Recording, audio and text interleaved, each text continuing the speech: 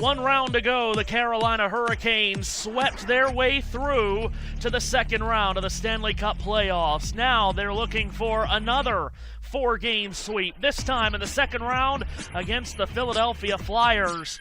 While the Flyers try to keep their season alive on home ice tonight, it's Game 4 of this Eastern Conference second round series. The Carolina Hurricanes and the Philadelphia Flyers. Hello, one and all. I'm Matthew Owens. Welcome to Philadelphia. Thanks for having us in for Game 4.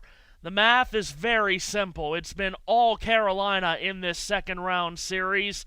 After steamrolling their way through Ottawa in the first round in a series in which they never trailed, they've hardly trailed here in the second round against the Flyers. Shutout win in Game 1. Then when they did trail in Game 2, on home ice they trailed 2-0. They then scored 3 unanswered goals and soared to victory in overtime. Then a dominant one-way victory in Game number 3, and now Carolina is a game away from their second sweep in succession to start these Stanley Cup playoffs. The Flyers, of course, they were the ones out to a 3-0 series lead against Pittsburgh. Then they ended up winning the series in 6. The intimidation and the hard-hitting facet of the Flyers game has not intimidated Rod Brindamore's Hurricanes to this point. Seth Eaves is with us tonight along with JT. And Seth, yeah, the arithmetic is extremely simple. 3-0 Carolina. They are 1 win away from another Eastern Conference final. Philadelphia's 1 loss away from elimination. And the Flyers to this point have seemed to have 0 answers for Carolina. It's amazing what a difference a week or 10 days can make in a city sports world. The fans of Philadelphia felt on top of the world about 10 days ago. The Flyers had knocked the Penguins out. The Sixers had staged an incredible comeback against the Celtics. Now you fast forward, Sixers are in a major hole against the Knicks, and the Flyers likewise are in a major hole against the Canes. And, well, it'll prove to be very difficult. Carolina has been playing arguably the best of anybody in these playoffs. so far. As Matthew mentioned, they have yet to lose a game. They didn't even trail for a single second in the first round series against the Ottawa Senators.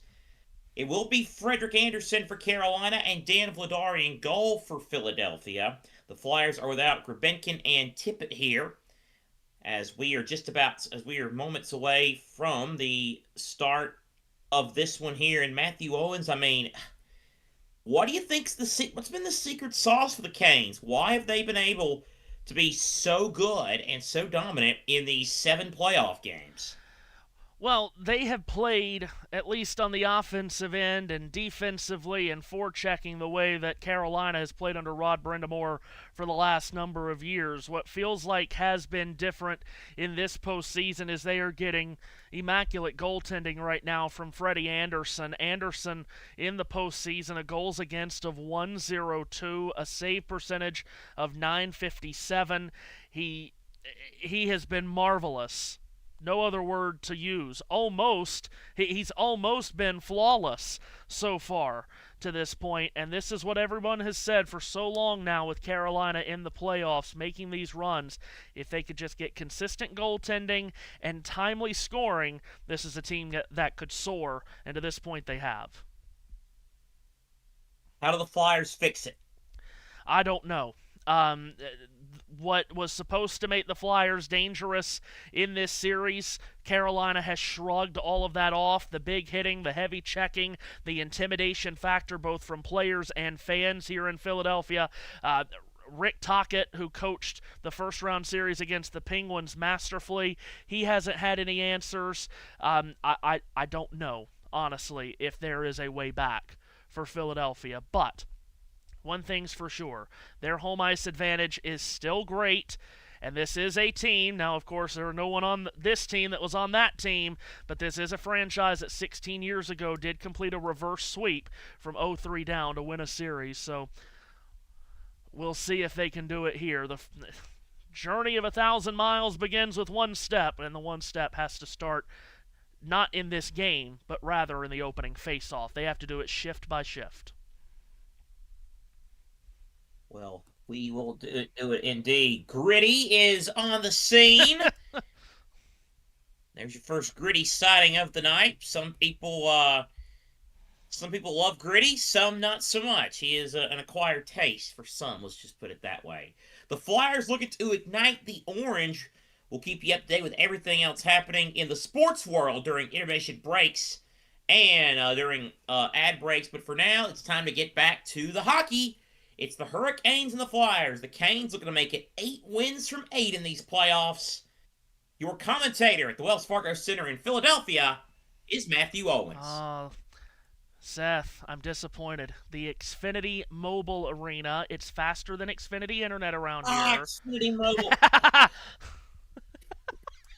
Matthew? Oh, never mind. Seth, Wow. Yeah, there was the word. JT, look at DMs, by the way, please, as we get A check-in. Shows you how prepared I am, anyway. Yeah, well, it's the Wells Fargo Center to many of us still. Yes, indeed, Gritty there to ignite the orange tonight in a game in which the Flyers have to keep their season alive. Carolina, 16 wins necessary to lift Lord Stanley's Cup. They have 7. A win tonight would get them through to the conference finals yet again, and it would mean that they are once again halfway to the Cup. The problem for Carolina lately has been getting past the Eastern Conference Final, and we shall see how Game 4 goes tonight. Sit back and enjoy this one. It's time to drop the puck in Game 4. The Hurricanes control the opening face-off and get it in deep. Dan Vladar moves it behind the net to the far wall. Rasmus Ristolainen clears it Out to center, and it's dumped in by Travis Sanheim. Carolina washes it back out. Ristolainen tries to chase it back down to the Philadelphia zone, pressurized by Jordan Stahl. Off the near wall, Sean Couturier. An aerial flip out to center, and in neutral territory, Luke Glendening absorbs a hit, but the puck's taken away by the Carolina captain, Jordan Stahl. He'll cross-corner it in to the right of Vladar. Far corner, Cam York gets to it. Around the near wall, Sean Couturier, muscled up by Taylor Hall, the overtime hero in Game 2. Carolina unable to hold the zone. It gets out over to neutral territory, and it's dumped back in, and it'll be taken by Travis Sanheim, and here come the Flyers once again. Up the left wing side and over the line, Alex Bump feeds the near corner. Travis Konechny up the wall. Taylor Hall intercepts it, could not clear the zone. It's thrown in along the dasher by Bump. Around to the far wall, Logan Stankoven.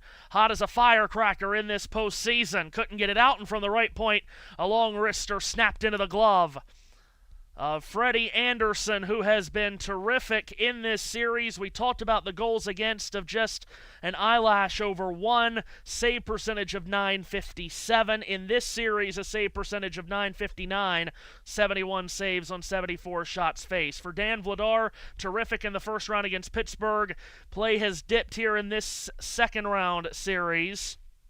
2-11, the goals against for Vladar in the entire postseason. Carolina wins a defensive zone draw. It's lobbed out to center, Ristolainen. Wrapped it back up the right wing and over the line. The young Porter Martone. He's got space to the circle and a shot in tight. Shoved away by Anderson. Martone behind the net, tried to bank it in. He gets it back again, throws a backhander, and Anderson gets a piece of it. Out of the near corner, a scramble for the loose puck. Carolina gets to it, taking his time to clear the zone. Andrei Svechnikov gets it to Aho, roaring up the left wing. Over the line, hits the brakes on the circle, backhands it to the far dot. Seth Jarvis had it knocked free of his stick. Puck comes to the line, and Philadelphia can clear out. Over the line and shoving it in, Tyson Forster to the Carolina zone. Flyers off on a change. Andrei Svechnikov leaves the puck in back of the goal for Alexander Nikishin, who did return in Game 3 from the concussion suffered in Game 4 of the first-round series against Ottawa. He leaves it behind the net for Shane Gostisbehere. They call him the Ghost. He's standing still as a ghost behind the net before he finally breaks out to the right. Diagonals a feed up the far wing, taken over the line by Jackson Blake. Second line out here for Carolina. That's been the hot line in this series, but Philadelphia's defense able to take it away and get the puck out to center. From the far red line, a board battle right between the benches. Finally, the puck squirts back out to the Philadelphia zone, and the Flyers are on it in their orange sweaters with white numbers and black trim. A takeaway at center, however, for Stankoven, who got tied up, and the puck ends up into the Flyer bench. He got tied up by Oliver Bonk, who draws into the lineup for the Flyers for this Game 4. Flyers have been without Owen Tippett this entire series. It's an undisclosed injury that Tippett is dealing with. Played a well-rounded first-round series against Pittsburgh, but has not appeared in this second-round set. Face-off in neutral territory, far dot in front of the Philadelphia bench. Flyers win the face-off as Christian Dvorak was able to win it back, and Philadelphia will start through center, a long feed, which is taken over the line of the left wing by Alex Bump. Behind the net, he's eliminated by Carolina's William Carrier, shoveled out to center. Tossed right back into the Carolina zone to our left by a Flyer stick. Jalen Chatfield, who had a goal here in Game 3 earlier in the week, takes it and snaps it out to center. Carrier walks over the line and dashes it in towards the near corner. Played back behind the net to Carrier from Eric Robinson. Now a handoff in deep. Robinson has it once more, indirectly to the right point. Chatfield's long wrister went off a stick. Puck in the air over the glass behind Vladar, into the netting, out of play. For a whistle with 16:39 to play in period number 1.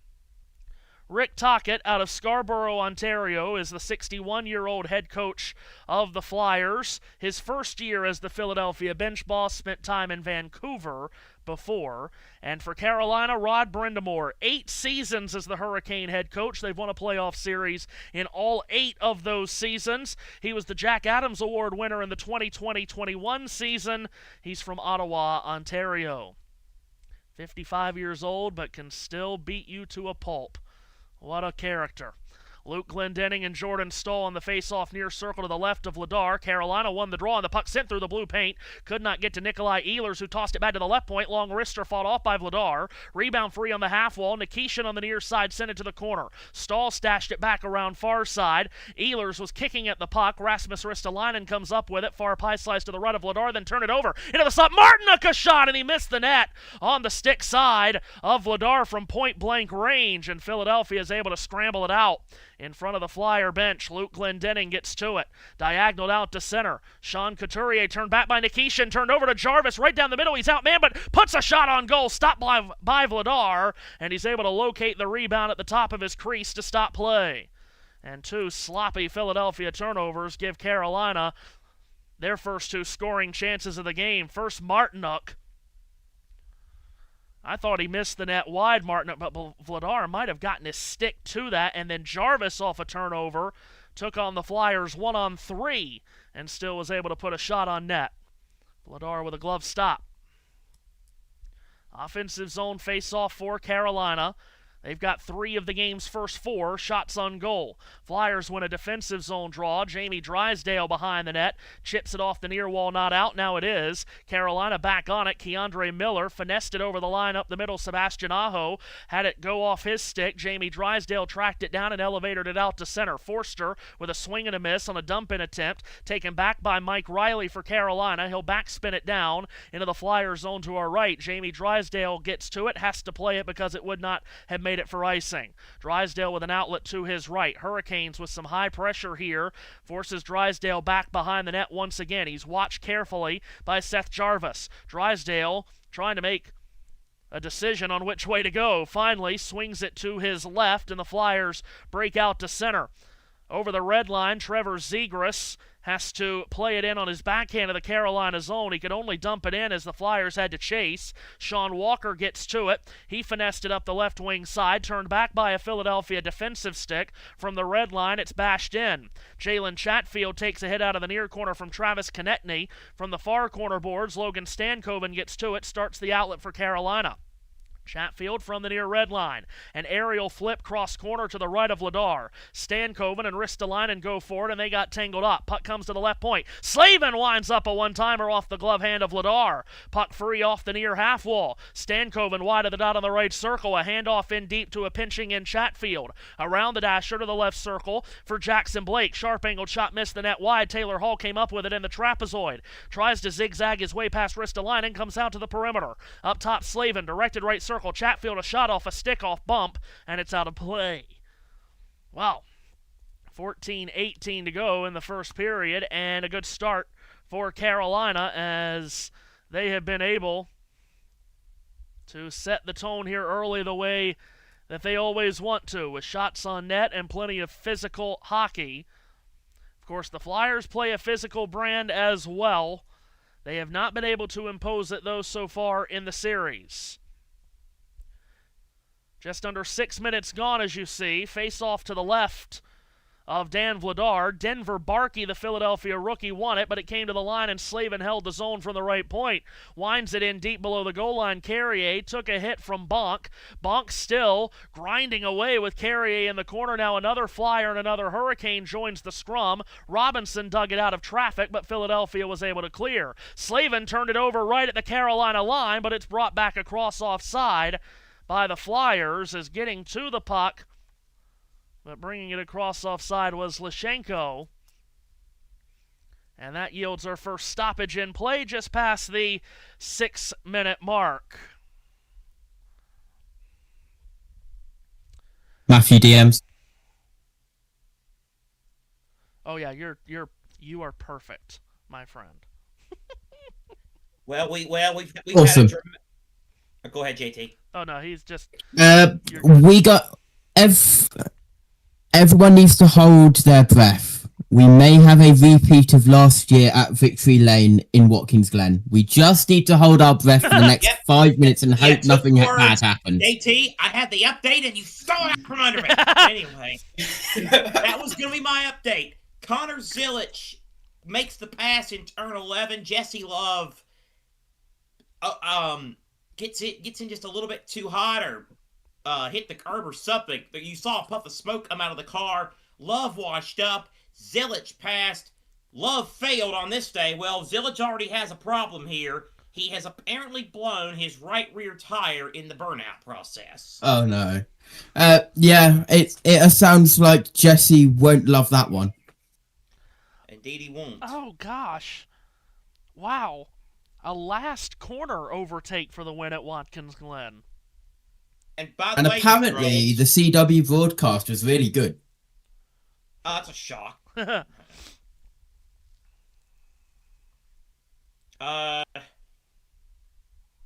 Oh no, it's him again. Hey, baby. It's him again. Yeah, Jake. Yeah. I've seen a lot of stuff on TikTok about this mascot. I am concerned.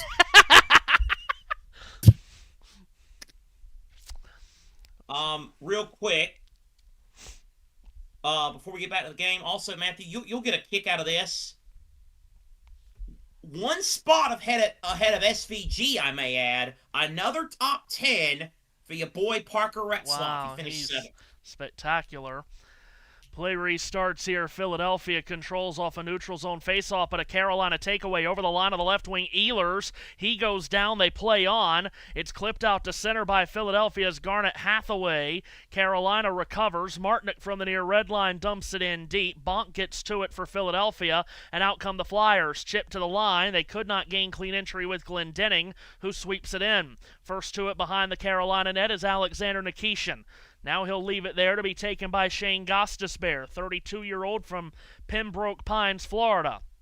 Waits behind the net, now outlets to his right, and the Hurricanes will look to establish a breakout over the line and leaking in on the left circle. A shot by Aho. Whistles wide on the glove side of Ladar.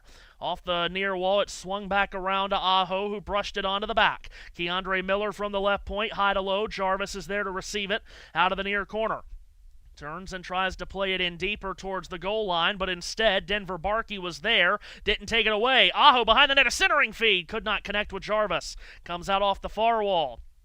Keandre Miller rolls it in deep. Aho from the near corner behind the net. Tried to hand it for Svechnikov, who goes down, but goes to Miller on a centering feed in the slot, and his wrister lifted high over the left shoulder of Ladar, and the Flyers can clear.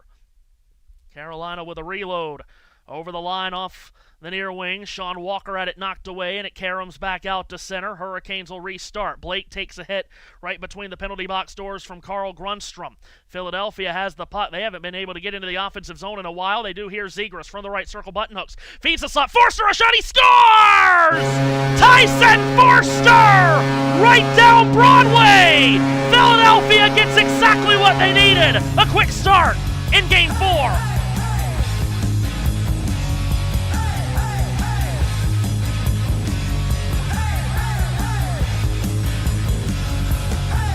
It's Tyson Forster who gets the goal, his first point of these playoffs. And just as we said, Philadelphia struggling to even get offensive zone time. They break into the zone here, and Forster snaps it by Anderson. A rare goal in this series for Philadelphia, and for Tyson Forster, his first ever Stanley Cup playoff goal. Play restarts. Flyers win the faceoff at dead center. Nick Seeler tried to swipe it forward. It got knocked down. Forster picks it back up, gains the red line, can't gain blue. Tossed up in the air. Seeler tried to knock it down again. He'll track it down in the near corner. Hurricanes are there on the forecheck to create a turnover perhaps, and they do. Low to high play from the right point, Chatfield. Sends it down the near wall into the corner. William Carrier tries to get away from Bonk. Hitting the brakes in the corner boards. Carrier button hooks once, now twice. Tries to get away from Oliver Bonk and does. Puck behind the net comes to the far corner. Zegras got a hold of it, could not clear. Robinson from the left circle with a whirling dervish shot. Intercepted by Forster, who was able to elevate her it all the way down. Icing is waved off. That surprised Chatfield, who got hit by Martone. Puck behind the Carolina net picked up by Jacob Slavin. Around the far wall, Jordan Stahl through center. Cruises over the line and tried to toss it back for Ehlers. It was knocked away from him, and the Flyers can escape. Oh, and an open ice hit. Alex Bump got knocked off the puck. From the near red line, it was flared right back in. Carolina out of the far corner, Martinook in back of the goal. Ehlers, a centering pass, stolen shot, kicked out by Dvorak. Loose change comes to Christian Dvorak, who was able to clear it out. Sean Walker back on it for Carolina. Stahl snapped it up the middle. Taken away in Philadelphia the other direction. Garnett Hathaway gains the red line and flips it in. Sean Walker takes it behind the net in back of Freddie Anderson. Leaves it there, and Carolina will look to establish another breakout. Andrei Svechnikov with the puck. Off the far wall, he comes back behind the net again and leaves it there one more time. And Carolina will start it out to center. Svechnikov throws it rink wide. Aho got knocked over hard by Hathaway right in front of the Philadelphia bench. Here comes Glendening on a drop over the line. Svechnikov with a steal. The other direction, Aho. Up the middle, hits the brakes. Plays it back to the line for the left circle. Gostisbehere, a shot into the glove of Dan Vladar, who stops play. So Philadelphia takes an early lead here in Game 4, which is exactly what they needed. Forster able to crash the slot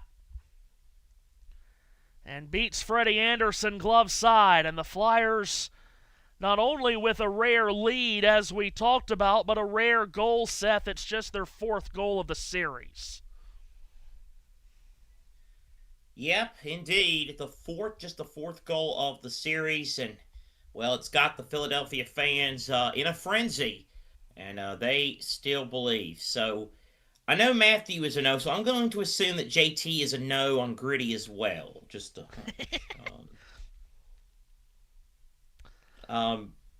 NBA action earlier today.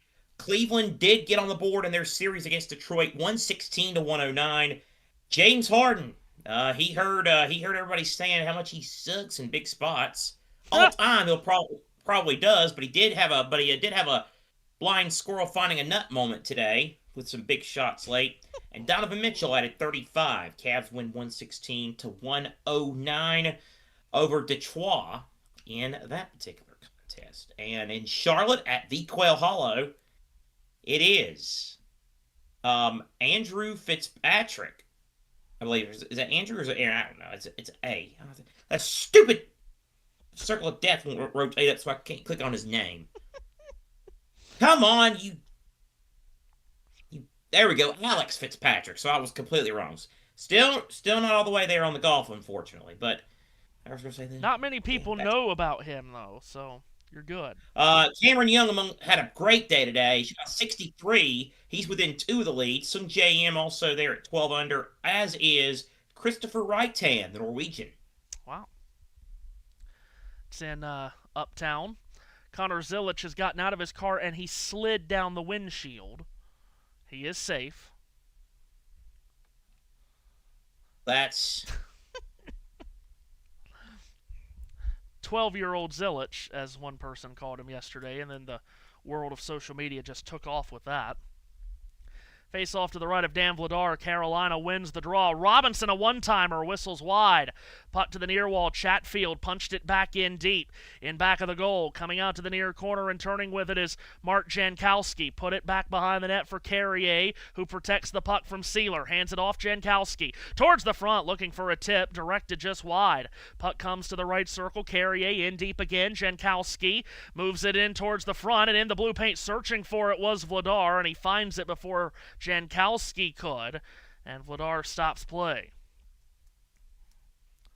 These two teams in the same division, the Metropolitan Division. They were separated in the standings by 15 points. Carolina on 113 points, winning the division ahead of Philadelphia and Pittsburgh, who both ended on 98 points. Flyers with a mark of 43, 27, and 2.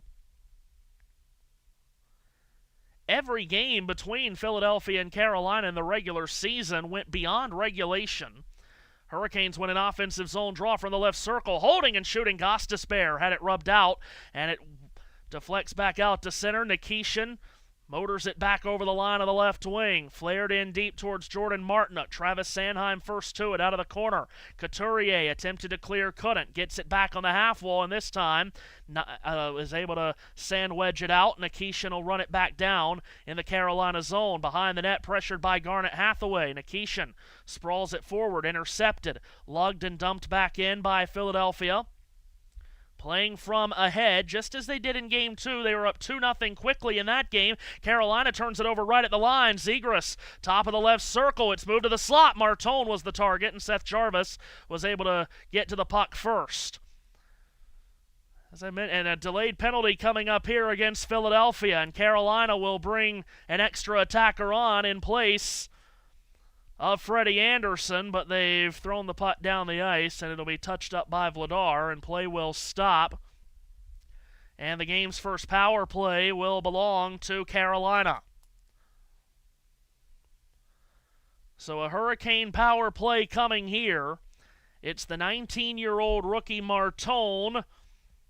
When he was trying to get the puck back from Jarvis, got his stick tangled up in the skate blades of Jarvis and tripped him.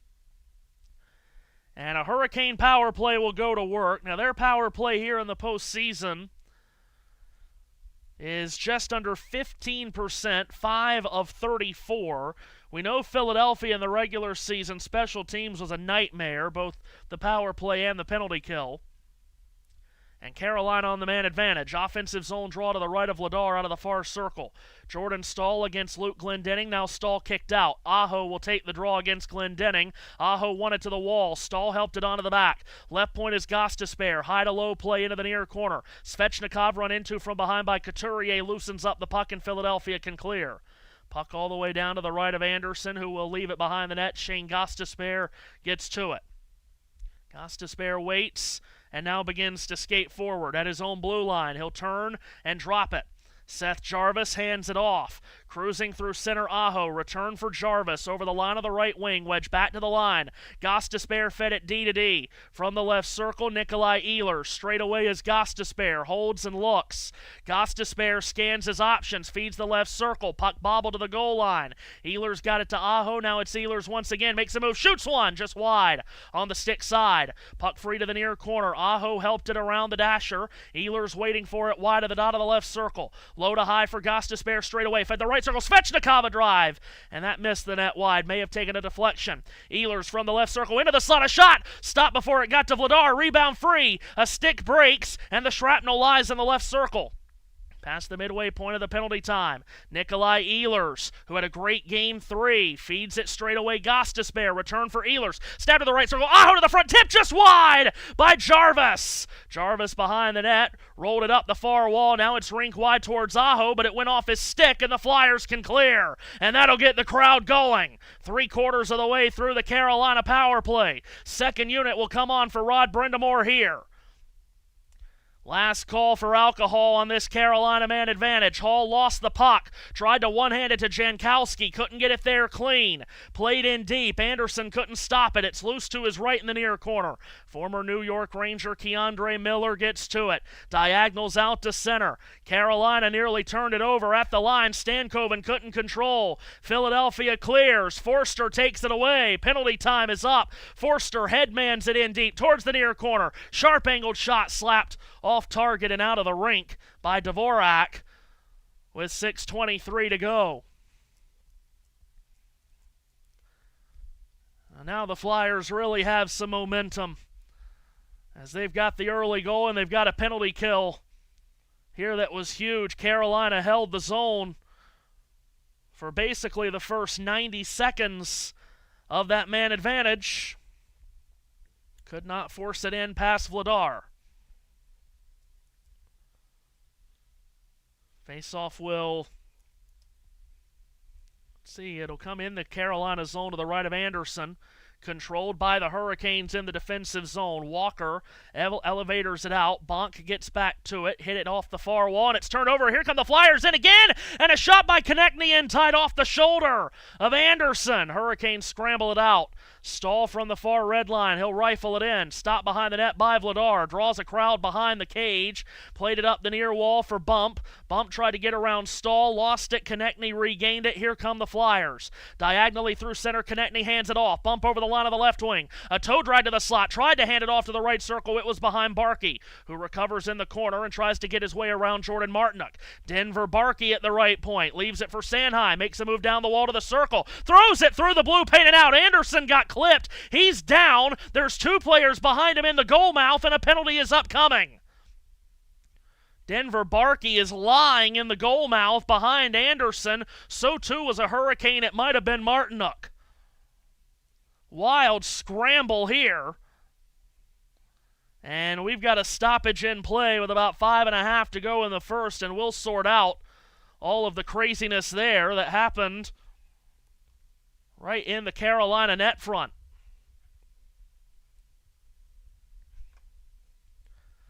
So we'll sort through all of that.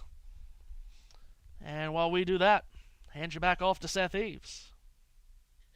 Well, 12 laps to go, 11 laps to go now, I should say, on the famed road course, and Christian Lundgaard has a 3-second lead over David Malukas, Graham Rahal, Joseph Newgard, and Alex Palou, the rest of your top 5 in that one. So, looks like a surprise non-Palou victory to kick off the month of May. That would be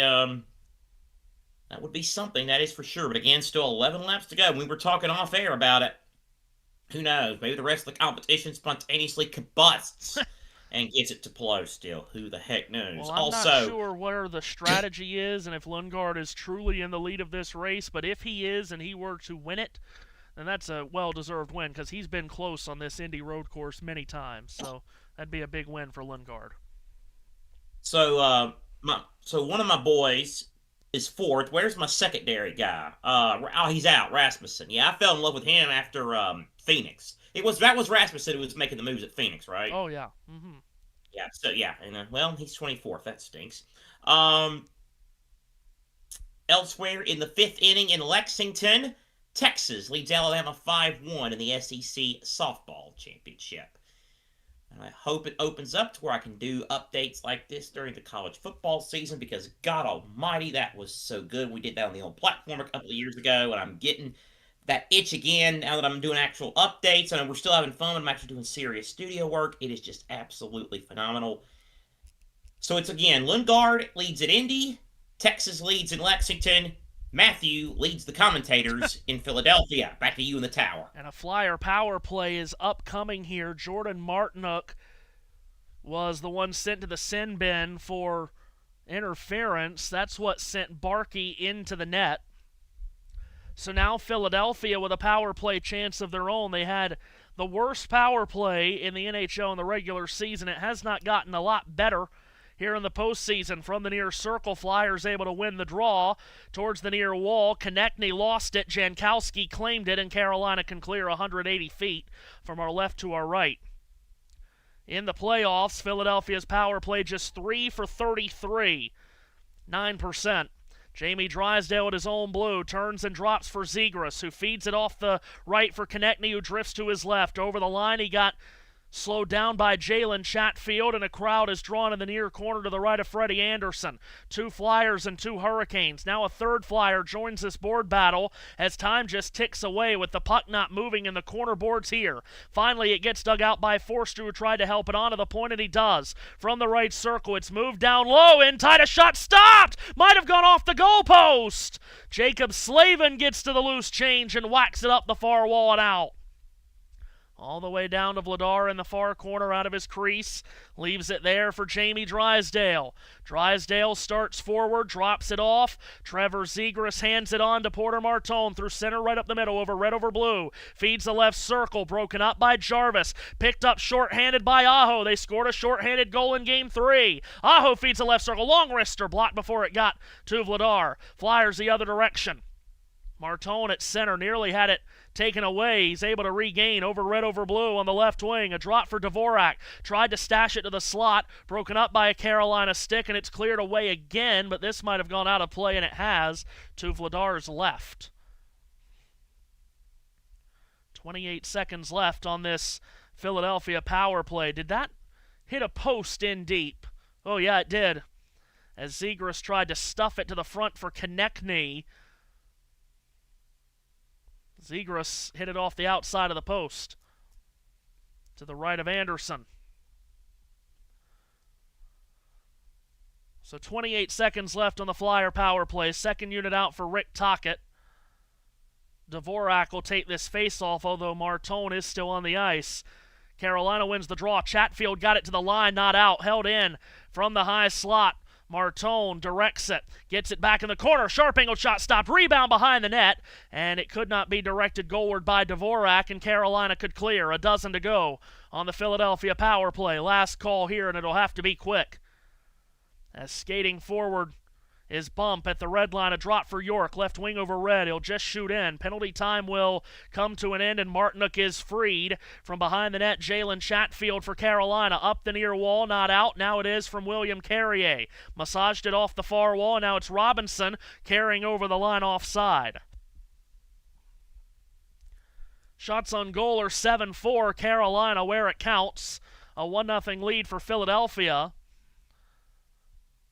As the Flyers got the opening goal through Tyson Forster, who missed so much time in the regular season after having surgery on his arm. He was out for 5 months, but when he came back late in the regular season, he was terrific down the stretch of the regular year. Face-off at dead center, controlled by the Flyers, tracked down in their defensive zone to our right by Sanheim, ladled on along for York, and skittered up the left wing side where it could not be taken over the line by Glendening.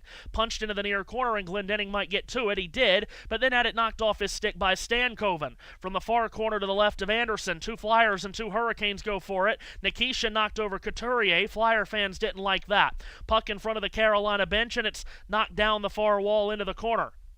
Taken there by Nikishin. Couturier came from behind and snuffed it out and took it away. Sanheim low to high from the right point. Alex Bump plays it back in deep. Gostisbehere butter knifed it along towards the near wall, and the Hurricanes are on it. This time they'll clear on an alley-oop out to center that Taylor Hall could not possess. Instead, it's Sanheim who bobbles the puck in the far corner to the right of Dan Vladar. From the near corner, Konechny got to it. Chipped up the wall, not out. Now it is. Dvorak swings it out. Keandre Miller gets to it in the Carolina zone to our left. His defensive partner, Sean Walker, line drives it out to center. Pawed down by Forster, the goal scorer, and shoved back in. Miller from the near corner feels some pressure from an onrushing Dvorak, who creates a tie-up on the forecheck. Forster played it back to the left point. Long wrister stopped. Rebound free between the circles. Miller was able to get to it and swing it out to center. Over the line of the right wing side, Andrei Svechnikov faked a drop, takes it behind the net. He'll circle the track in back of the goal. Played it back towards the high slot where a Philadelphia stick got to the puck and was able to clip it out to center, and Seth Jarvis will recontrol with under 2 minutes to go in this first frame. Carolina from our left to our right, white sweaters, blue red numbers with red trim and red pants. Aho over the line, plays it along to the far wall. It's a return to sender back this way for Chatfield. Chatfield wedged it to the right point. Ehlers winds up, fakes the one-timer, walks the line right to left. Stutter step handoff for Stahl, and then turned back for Chatfield, who shot looking for a tip, did not get through. Drysdale out of the near corner to the left of Vladar. Forecheck by Martinook, but Zegras is there in the trapezoid, scoops up the loose puck, and was able to lob one out to center. Hurricanes get back on the puck with 5 laps to go at Indianapolis. Jalen Chatfield played it on along with a minute to go here in the period. Chatfield up the right wing. Did he quite strike red line? He shoots it in. There was no whistle. Yes, there was for icing, and that's the right call. Chatfield had not yet crossed red before shooting in. So to be an offensive zone draw for Philadelphia, a mistake by Chatfield for sure, as he only had to take one more pace on a skate, if that makes any sense, to reach the red line. Face off to the right of Anderson. Stahl will win the draw. The Carolina captain away from Denver Barkey. From the near corner, Jalen Chatfield yanked it forward, and the Hurricanes look to clear out. They do. Off the near wall, it's taken over the line. On the right circle, Slavin leading the rush with a backhander that was forced away by Vladar. Final minute of the first period well underway with 40 seconds left in it. Nikishin backpedals and turns it out to center, and that did not hit a stick and comes down for icing.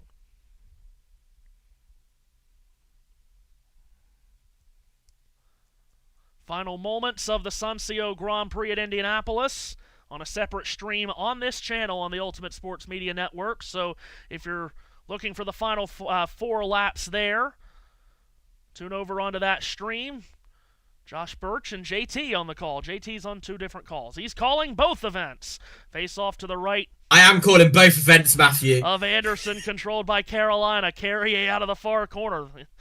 You heard live in living color the call as over the line from the right wing, Jankowski to the circle. Backhands it in back of the goal with about 15 to go in the period. Puck bounces around off the near wall. Konechny was able to swap it out to center in a 2-on-1. Dvorak over the line feeding it. Konechny, a shot on the short side, missed! Philadelphia holds his own right point. Long shot stopped by Anderson. Rebound is underneath him.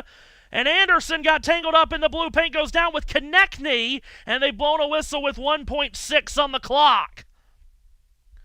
Philadelphia had a 2-on-1 come out of absolutely nothing, and what an opportunity for Konechny, who shot short side and could not get it by Anderson. Somebody just got dumped in Indianapolis. Yeah, that's Santino Ferrucci getting turned around by what looked to be Mick Schumacher. That's a duo.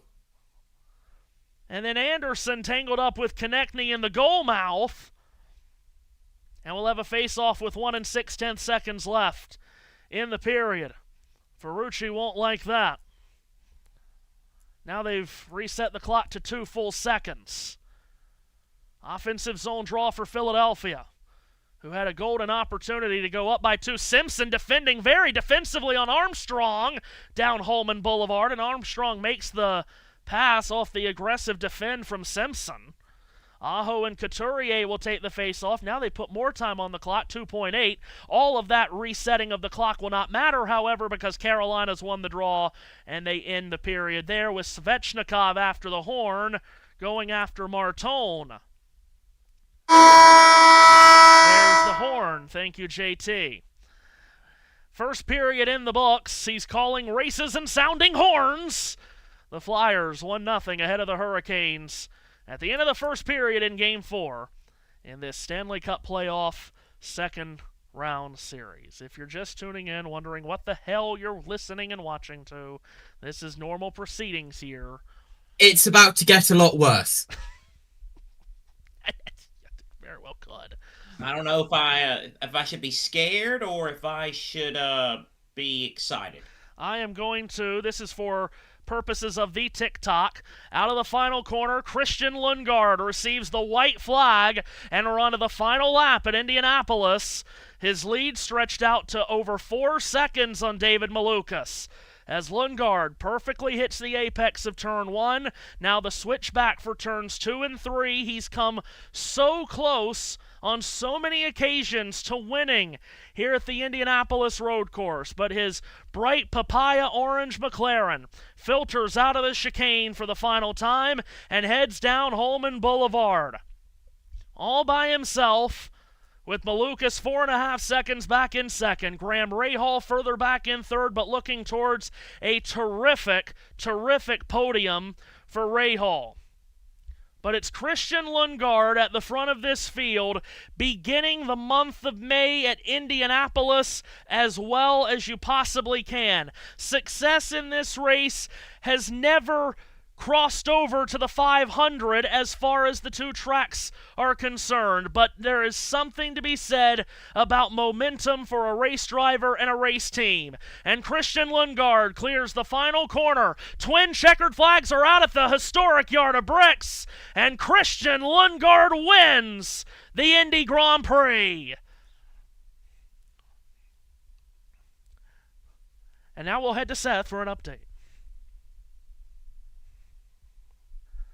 Thanks. Wow, thanks, Matthew. You're trying to attention whore for the TikTok audience, and you're stealing my lines. To quote that vice presidential candidate, who am I? Why am I here? But anyway, no, in all seriousness, a great start for the Flyers, Matthew Owens, as they lead 1-0, and they need that good start because, again, they're fighting for their playoff lives tonight.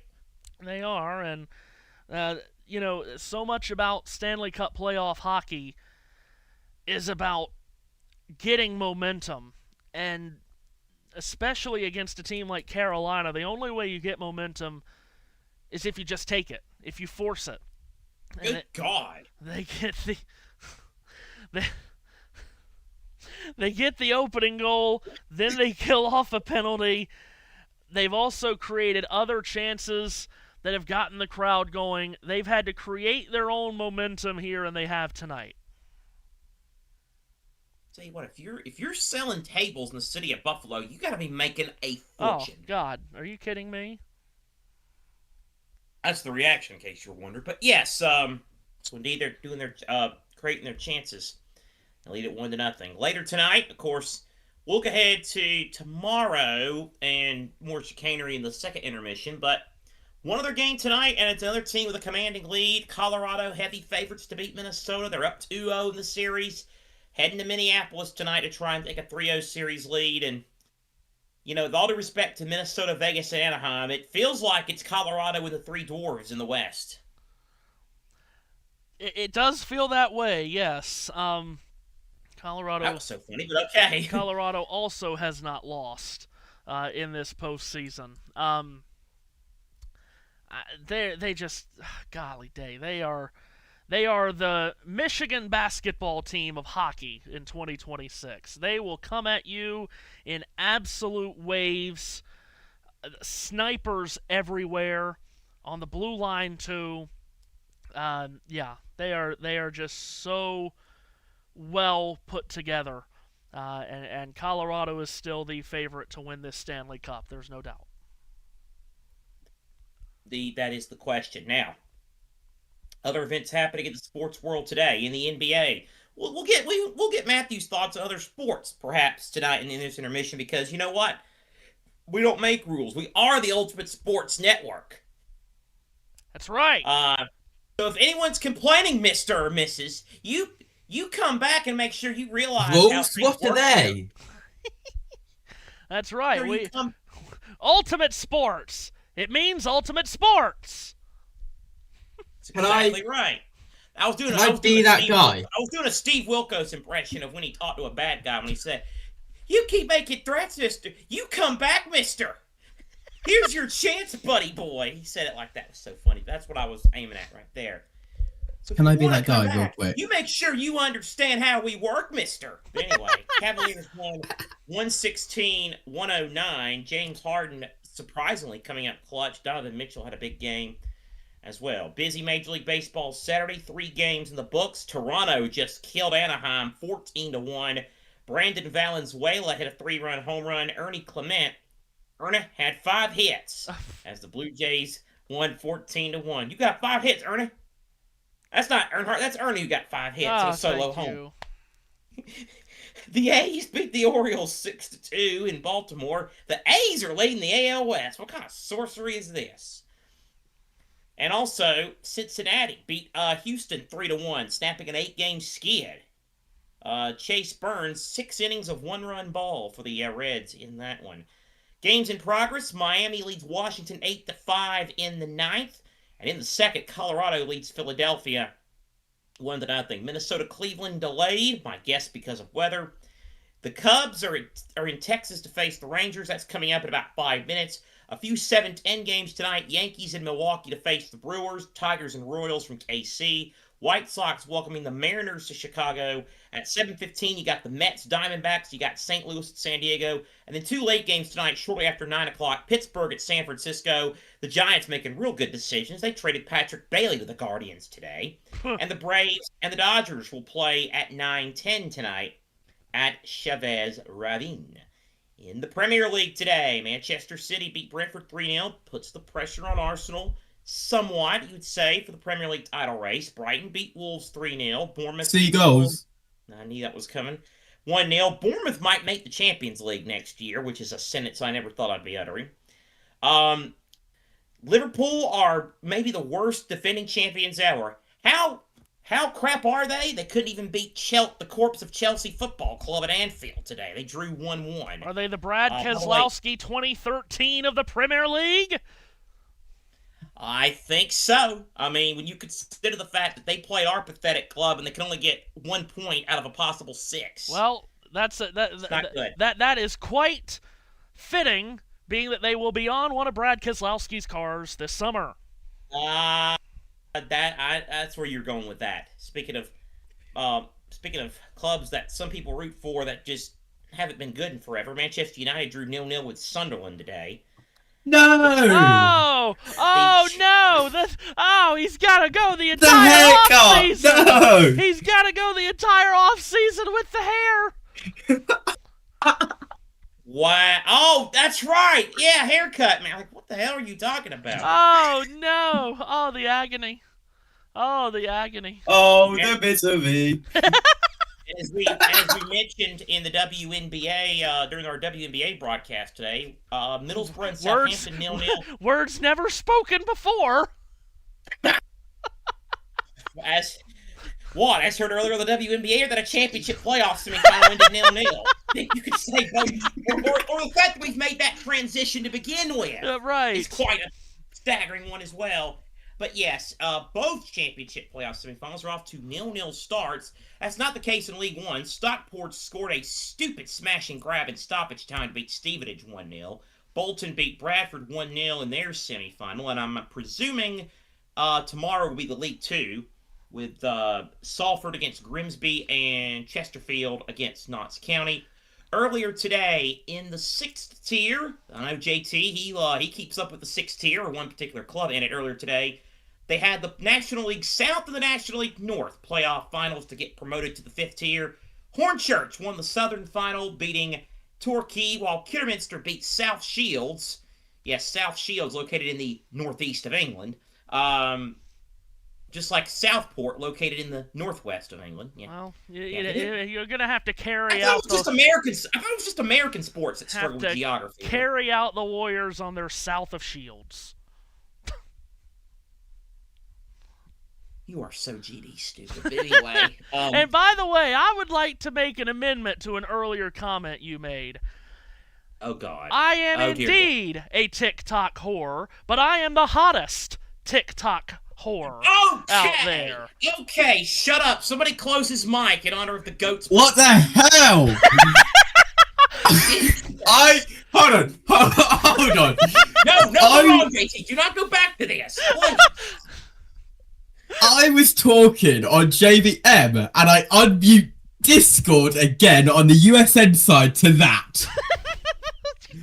Carry on. Oh my God! Please let's carry on. To finish up with the soccer, at least the English part of it, the National League playoff final tomorrow. Rochdale and Boreham Wood fighting for a spot in the Football League next season. I know it's called the EFL. I call it the Football League because it's me tries to be knower of ball. Anyway, never takes, God almighty, it doesn't take long for it to get... I thought the WNBA would be where it went south, not the NHL, but, you know. Oh, my God. We are screwed to smithereens here, aren't we? Hearts drew 1-1 with Motherwell today in the SPL, so by my math, Hearts now with a 4-point lead.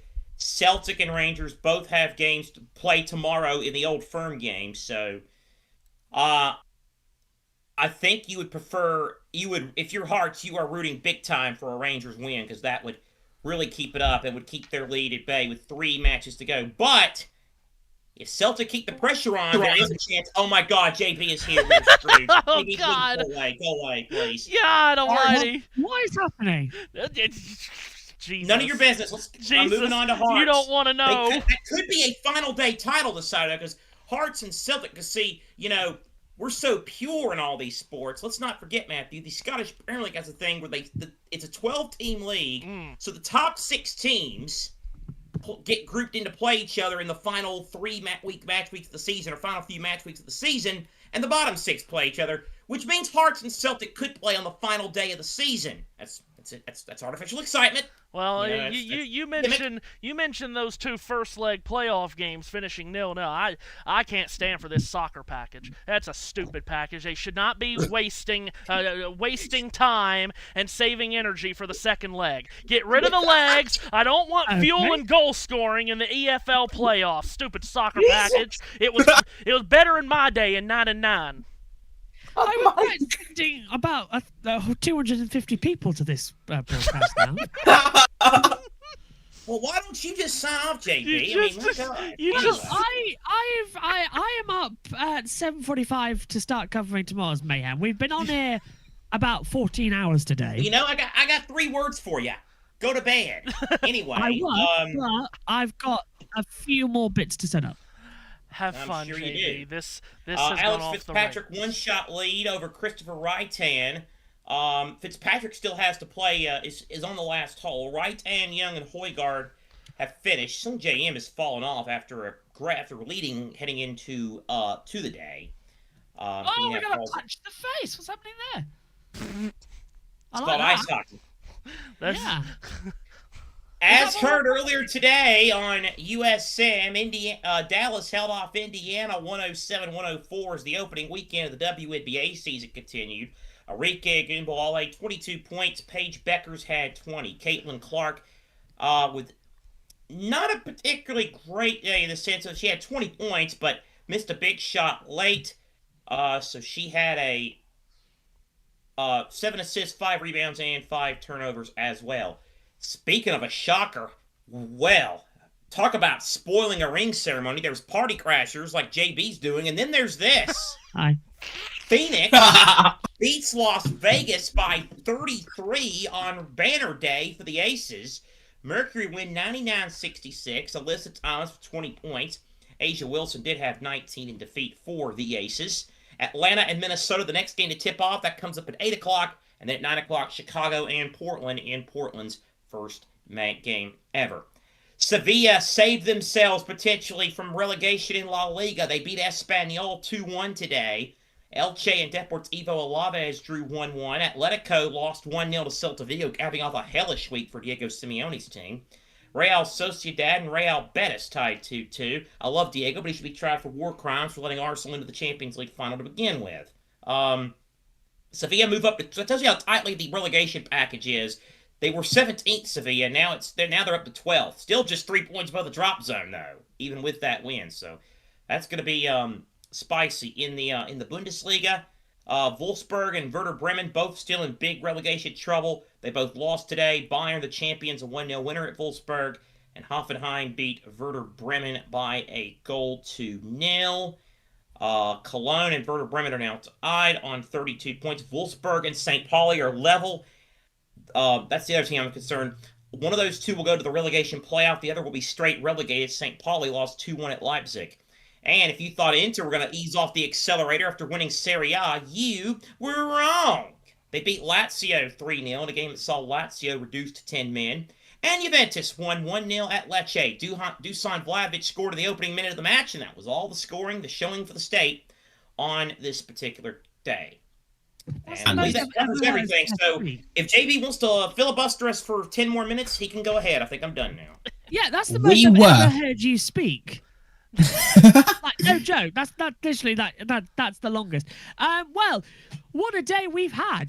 To catch you up, do you want to catch up on the IndyCar boys? Well, we just had that. Do you want me to tell you We watched the end of it. So tell me. We talked about off air. We talked about the stupidity. The Ross. Yes. Yeah. Yes. That should. And then Matthew did stuff for the TikTok. Yeah, the TikTok. Yes. Yeah. Am I on TikTok? Am I on TikTok? No. Oh, okay. You will never be on TikTok. Wow. Damn. Well, my God. Wow, that's harsh. I mean, I do have a JB Motorsports channel, but Nina's. You don't do anything on it. That's because Nina's got the login. I don't know. I'm not in charge of everything. Once again, anytime JB and JT are together, I'm reminded JB just takes a beating from JT. Like, it's just. But anyway, it's daily. Well, anyhow. We don't if we don't talk to each other daily, though. You say that, but if you take a look at our group chats, which they'll have multiple of. At some point, we always start talking to each other. There is I'm that. very tired, though. That's one thing.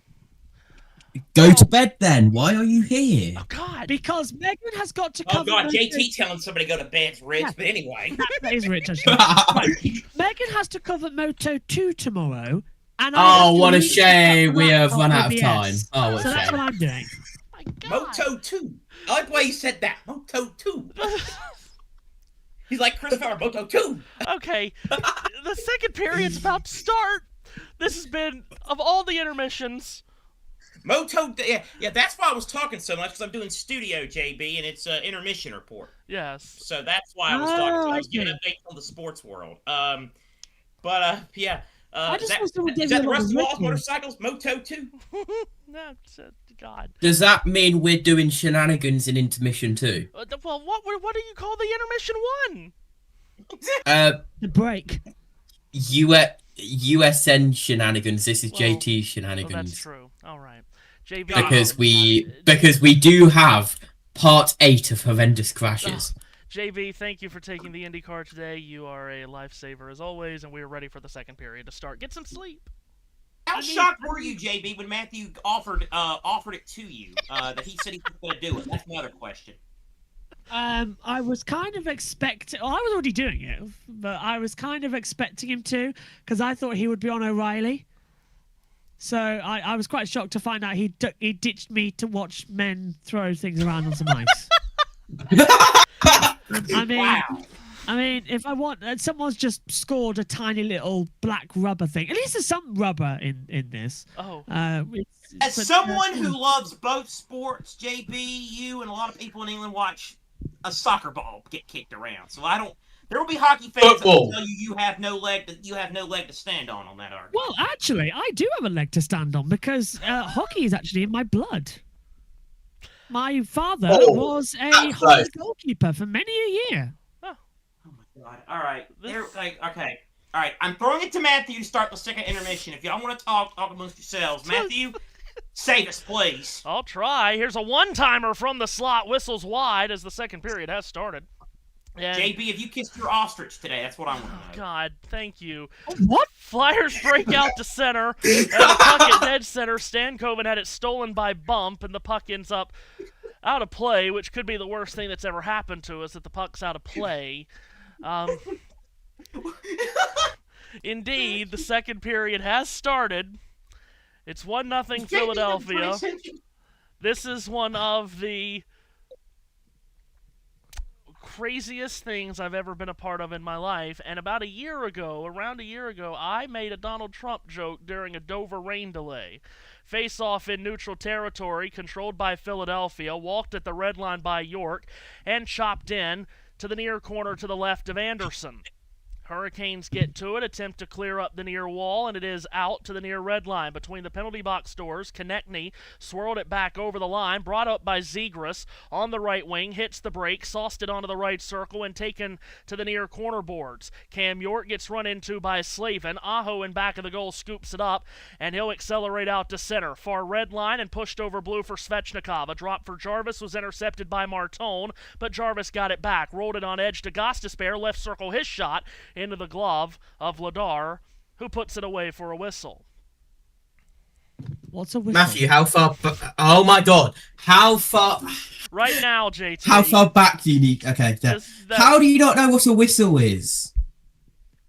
It stops the play, just like in soccer. Okay, I'm with you now. I mean this in the nicest possible way. I don't want to lose the partnership, but I asked this. Why is JB still here? He's like things up, and I was told to join for some fun. Flyers win. Well, that's what you'll get. Flyers win the draw over the line of the left wing. Glendening a shot, looking for a tip, none available, and the puck goes out of play into the mesh. Oh boy. All right, can I do something blasphemous Okay. and ask a serious question? Sure. JB, how are you feeling about your boys in the playoffs? And by that I mean Grimsby. Oh, tomorrow I'm literally having a big monitor alongside me so I can watch it. And if I scream at some point during the touring car commentary, I'm going to be not apologizing. I am so excited. For the first time in 30 years, we might actually get to League One. I can't wait. Honestly, the buzz around town has been brilliant. It's like England winning the World Cup. The town has been alive. You go past the football club and everybody's just cheering. There's a little hotel just across from the ground. It is booked and the match isn't even in Grimsby. There is a massive watch party at the football ground, and honestly, it is tremendous. We are really hopeful we can get through. Is he still talking? Yeah, I should have waited till a commercial. But anyway, but no. In all seriousness, good luck to Mighty Mariner and the boys as they get going tomorrow in the first leg of that playoff. Thank you. Jesus. Right, I'm off now. I've done it. Bye, guys. Bye. Enjoy whatever this is. I'll tell you what. I'll take a crack actually if you want me to. Please. Some comedian probably. Hits a big guy with a stick and slides in. Can they actually ice skate, or is this basically just fancy falling? Fancy falling. That's an This is interesting. falling with style. Slip and slide. Acrobatic and tumbling on ice. That's the one. Thank you, Matthew. Yeah, Right, shout out I'm to off. Sierra Bombard and Bye, JB. that damn bastard Emily Abbott. But anyway, Honestly, this needs to be PG-18. Bye-bye, everyone. Can I talk now? yes, you can. Flyers have it in their defensive zone. I think we've hit peak USM stupidity. Gostis Bear a steal to the side of the goal. Hall, a shot off the outside of the post. Blake behind the net on the rebound, banked it out to the right point. Nikishin a long wrister, stopped by Vladar. Rebound off the far wall. Sanheim couldn't get it out. Nikishin feeds it down the far wall, sent rink wide, off the barrier, picked up by Blake. Turns on the dot on the left circle. Plays it low to high. Gostisbehere sets up a Nikishin one-timer. It hit a stick en route. Hall fed the right circle. Stankoven. Return for Hall. He got taken down. Penalty upcoming. And a shot from the high slot missed the net wide, but Couturier touches up, and Carolina is going to the power play. Holy smokes. I didn't know what it would take to reach peak USM stupidity, but I think we just did it. Or at least come darn close with that intermission report. Have you ever? No, I've never. What intermission? What stupidity? Carolina to the power play. Carolina Dodge dealers intermission report. After Hall got tripped by Guess now Couturier. they do the Carolina Ram intermission report. But anyway, Ram dealers. Thank you. Face off to the right of Vladar, controlled by Carolina. Gostisbehere handed it off. Aho at the near half wall sent it to the goal line. Jarvis bumped it into the middle, and it could not be handled at the line. It's all the way down. Time off the power play for Philadelphia, and Dvorak presses the issue behind the net with Aho, who throws it along the far dasher out to center. Flyers get to it and dump it right back in to kill more time. Carolina 0 for 1 on the power play. Did not get a shot on goal on their first bid. Through center and flying, Nikolai Ehlers, left wing. A handoff Svechnikov, a drop to the line. Gostisbehere steps in. Feeds it rink wide to the right circle and got it on a return from Svechnikov. Now for Ehlers. To Gostisbehere, a one-timer off the left pad of Vladar. Aho got the rebound off the far wall and cycled it back for Gostisbehere. Aho one more time. Gostisbehere top of the left circle, shoots it down low. Ehlers a return. Gostisbehere a drive, hit a body. Comes back to him. Fastball rink wide, missed Svechnikov. He and Aho play catch. Pocket pass across.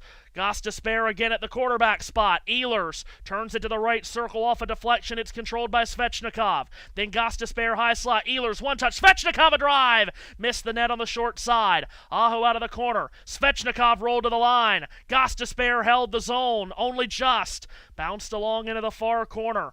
Now to the right circle again. Aho serves it on. Gostisbehere to the bottom of the left circle. Ehlers a shot blocked. Back to Ehlers. Now Gostisbehere. Ehlers off the top of the near left circle. Scans for options to the goal line. Bumped along right out in front for a shot by Aho that rose out of play, perhaps off a stick. 23 seconds left on the Carolina power play. Offensive zone draw coming up here for Carolina. Face-off will be to Vladar's right. 23 seconds left on the man advantage here. 1-0 lead for the Hurricanes, out shooting the Flyers as you see. 14-6. Glendenning on the draw with Stahl. Second unit out for Rod Brindamore on the man advantage. Stahl won the face-off. Blake from the half wall tried to toss it to the line. It splits the men at the line. Miller and Stankoven, and it's out to center. Carolina will have to tag up with only a dozen left on the penalty time. Miller from the near red line will flash it in. From the far corner, first to it was Sanheim. Swirled around the near wall, not out. Miller into the slot, back out to the left circle. Hall tried to turn it into the slot. It took a deflection. Penalty time is up, and a shot taken from Walker. Missed the net on the stick side of Vladar. Puck at the line. Walker held it in. In deep for Taylor Hall. Hall out of the far corner gets taken down. Served it to the point for a long wrister that missed the net, stick side of Vladar. Miller fishing for the puck out of the near circle. Couturier keeps it alive for Philadelphia, and the Flyers gain possession.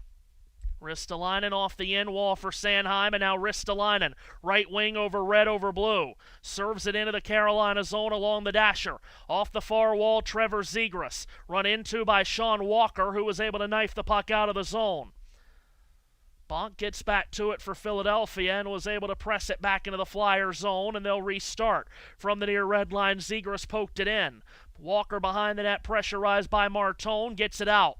Here's Carolina, right wing, delaying and bringing over the line. To get onside was Stankoven. It came to Stahl, who could not find the net with the shot, and the rebound out of the far corner boards could be taken by Drysdale. He gets hit hard by Stahl between the benches, and a penalty upcoming here against Carolina.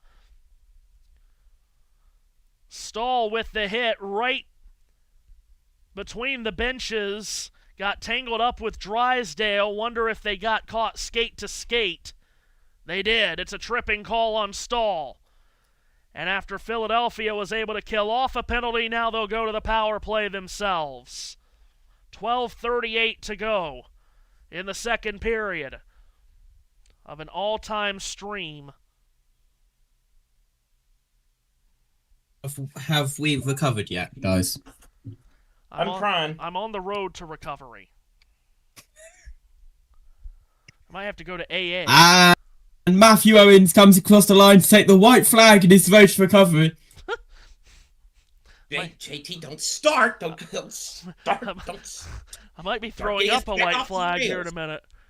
Just wave the white flag of it's over. Now, what white flag would this be? Would it be the white flag of surrender, or the white flag that was not a white flag at the Indy Road course today? Just throw up a white flag. It's over. Channel my inner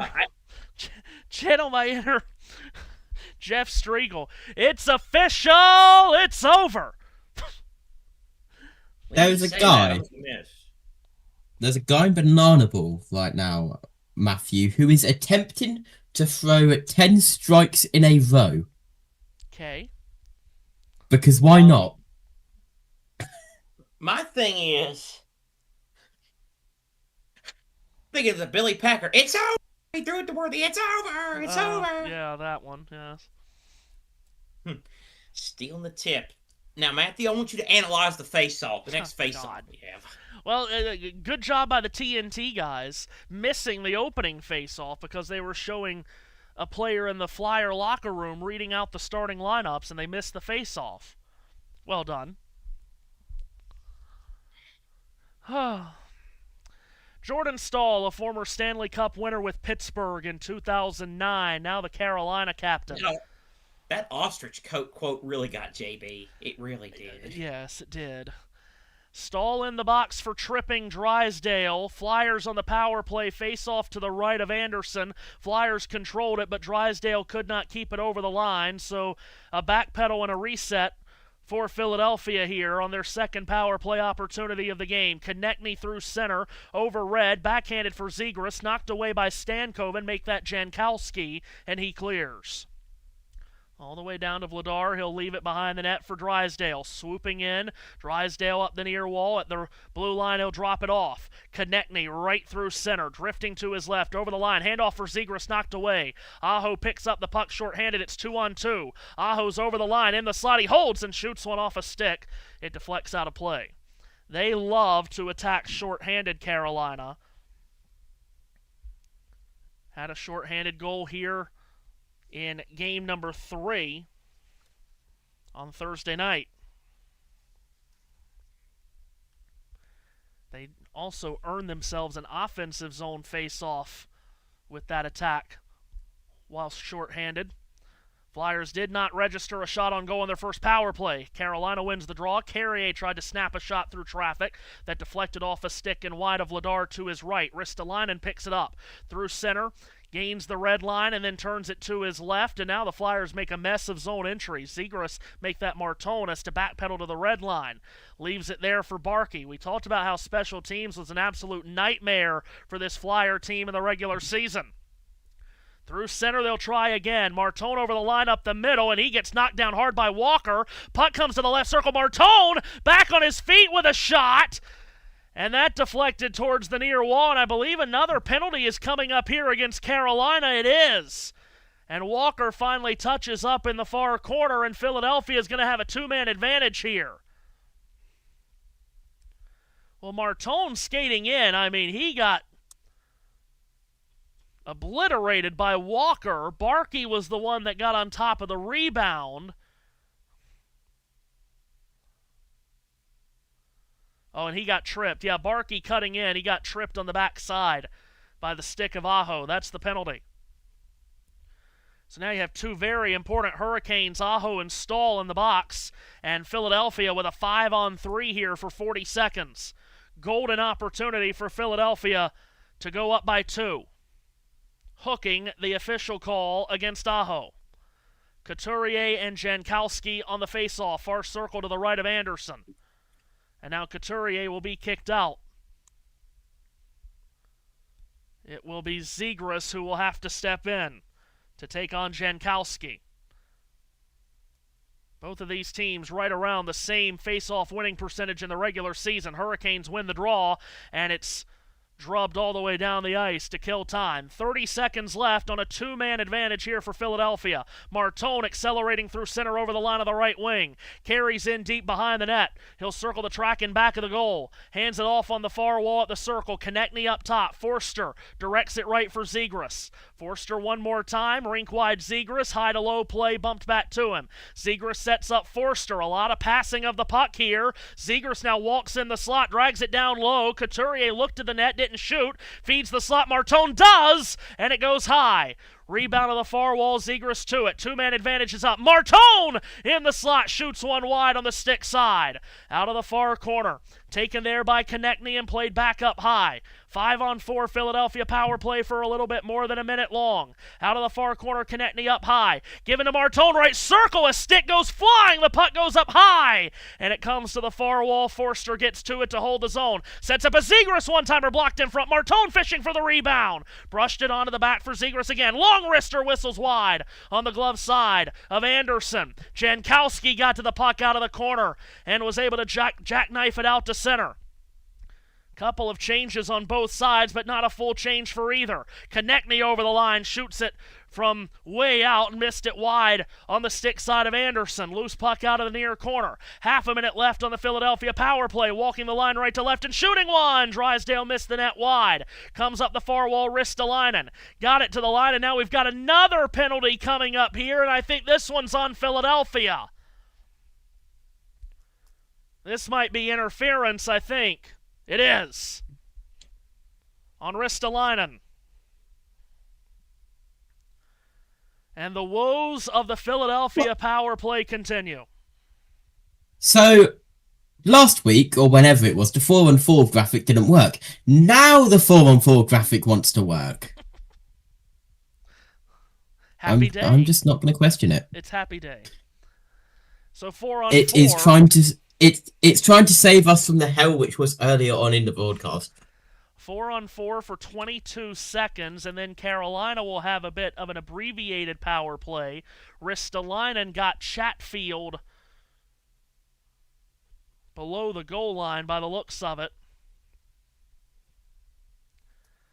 Well, that Philadelphia power play has been a nightmare all year, and that was too much passing of the puck while up 5 on 3. Philadelphia wins a defensive zone draw and will look to break out.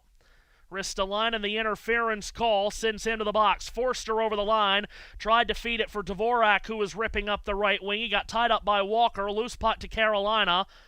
And now the Hurricanes will go on the power play for about 95 seconds. Keandre Miller waits patiently in the Carolina zone to our right.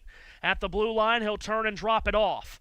Here comes Carolina through center with Ehlers up the left wing side. He had it knocked away. Stankoven recovered, whacked to the far corner, intercepted there by Couturier and cleared out by Philadelphia. All the way back down to regain is Keandre Miller. Miller snaps it out to his right. Holding in the Carolina zone is Jarvis. A minute to go on the Hurricane power play. An abbreviated power play as Ehlers up the middle, drags it over the line and feeds the right wing. Sauce bat for Gostisbehere, who finessed it neatly to the left circle for Svechnikov. Svechnikov into the near corner, banked on back by Jarvis to Gostisbehere. Now Ehlers at the left circle, shoots it down low for Jarvis. It bounced over his stick. From the right circle now on the half wall. Aho was pressurized by Glendening, who was able to knock it free. Could not clear on his first effort, did on his second. Short-handed Luke Glendening. Left wing and over the line, surrounded by 3 Hurricanes, so he'll take it to the corner to wind some time. Gostisbehere and Jarvis surround him and dig the puck free from his skate blades. Aho behind the Carolina net with 24 left on the Hurricane power play. An outlet for Gostisbehere and then a drop-off, and here come the Hurricanes back through center. Jarvis feeds it over the line of the far right wing. Aho trying to get away from Carl Grundstrom does as he clocks it into the near corner. Ehlers got jostled there. Jarvis to the far corner, now a low to high play for Gostisbehere. Penalty time just about up. Aho from the top of the right circle shoots one! A deflection in on Vladar, and he's able to cover it up. And we're back to full and equal strength, 5 skaters aside, as the penalty box doors were a busy place for the last 3 minutes or so. Stoppage on the ice with 7:39 left in period 2. It's Philadelphia up 1-0. Oh, dear me. I just wonder, for all of the people that JB, when he redirected the IndyCar broadcast and all the viewers to this broadcast, what they had to have been thinking when they got redirected to this stream. What they possibly could have been thinking is beyond my comprehension. You know, there's a way you can overcome this, Matthew. Stop talking about it. I mean, dang. I won't say I'm over it, but I'm just chilling. I'll go back and listen to it tonight for the funsies aspect of it, but I'm chilling, bro, with my Big Coke Zero can. Yeah, I'm chilling, bro. I think someone needs. I don't know who, but I think someone needs to go into the Banana Ball timeout corner, which I have sent Matthew. Yeah, the timeout corner is a nice touch. Now, also, they have a timeout corner in Banana Ball. Now, why is it at the base of the center field wall, the banana mascot looks to be lying on a gurney?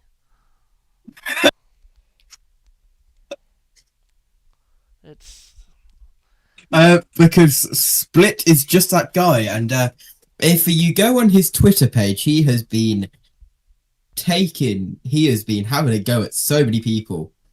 Hold on. It's been very funny. The banana mascot, his name is Split?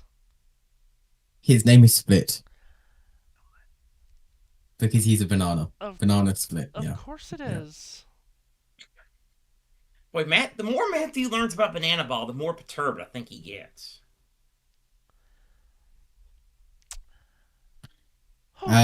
Seth, they don't normally have a timeout corner, but one of the teams has set up a small timeout corner just for the laughs, and they're probably gonna do something with it later on in the game. As I told someone the other day, rule number 1 of Banana Ball: There is no rules. Carolina. There is 11 rules, actually. Zone draw and a one-time gobbled up by Vladar. Oh. I'll send it to you, Seth.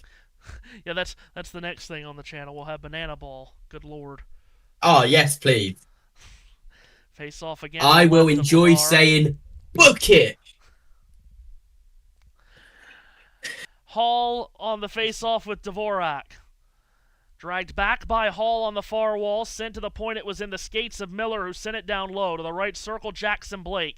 Turns back to the perimeter for the half wall, shoots one, he scores! Jackson Blake, with a seeing eye shot from the far half wall, sneaks in behind Vladar, and Carolina has tied Game 4.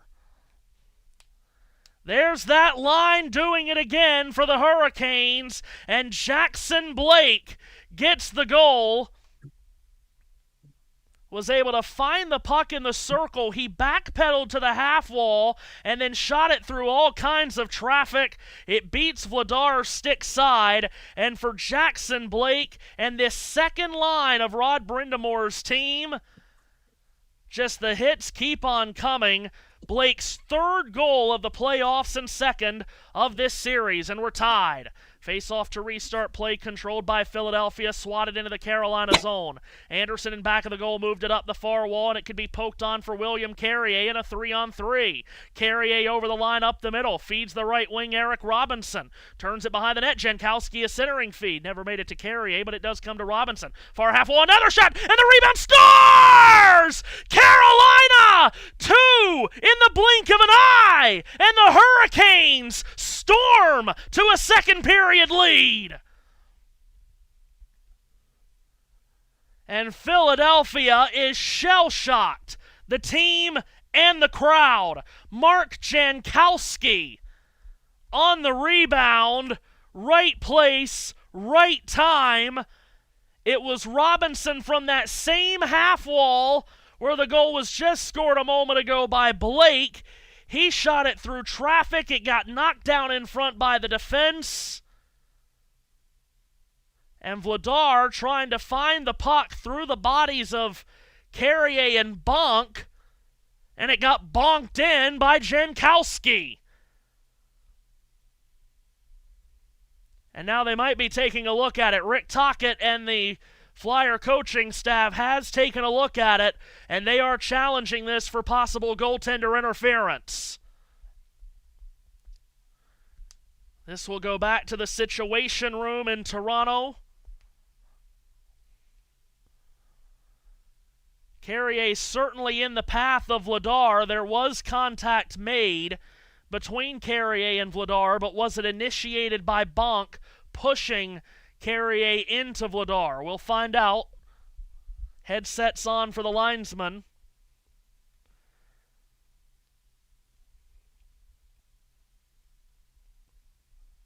Linesmen are Julian Fournier and Matt McPherson. There certainly was contact, and that gives them every right to take that goal off the board here. But again, is Carrier pushed into Vladar by Bonk is the question. And that will be up to the Situation Room in Toronto. But there certainly was contact between Carrier and Vladar that did keep Vladar from playing his position. Here's the verdict. But there was goaltender interference, therefore, calling the ice is overturned. We have no. And that's the right call, I think. There is contact from Bonk to Carrier, but in the end, Vladar does not have freedom of movement completely there to play his position, and that's the right call to take the goal off the board. And Gritty, most appreciative. Yeah. So Rick Tocchet and the Flyers with a successful challenge. And you felt as if they were confident in challenging it, because again, in the NHL, if you challenge it, it's not correct, then you become shorthanded as you take a delay of game penalty. So it's 1-1, and play will restart. Neutral zone face-off, far dot in front of the Carolina bench. That wipes out 2 Hurricane goals in an absolute blink. But Jackson Blake's goal, his third of the postseason, does stand on the board from Miller and Hall, who get the helpers.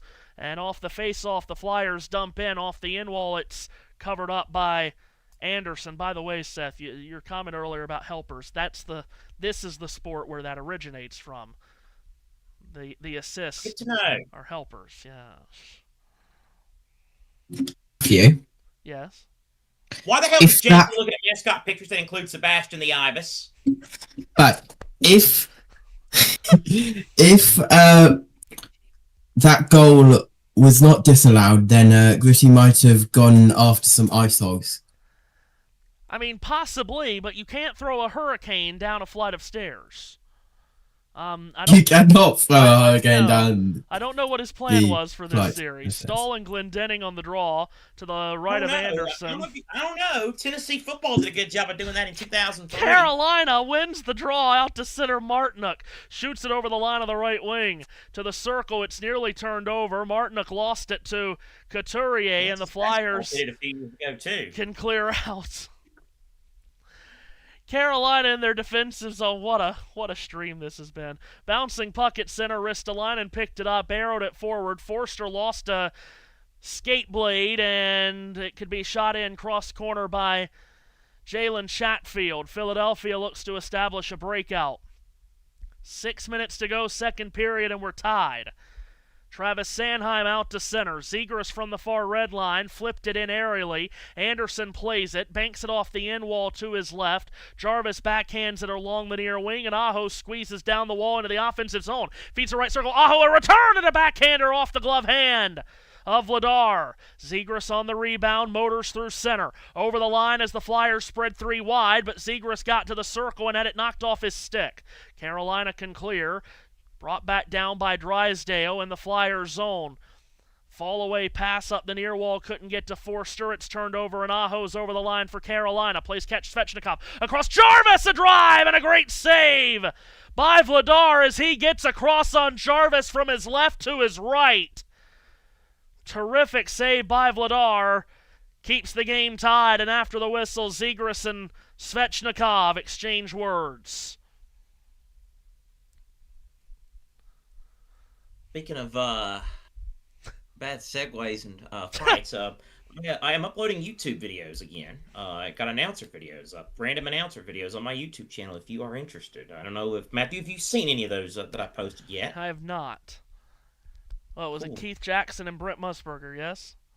Yes, correct. People have already probably made mine. I wanted to make my own. But start with the Musburger one. I'm just going to make them 30 minutes in general. Split them into parts. Might get a bit monotonous, but it's easier on my phone to do it that way. But anyway. As everybody gets in a little behind-the-scenes peek of the curtain of how my stupid videos operate.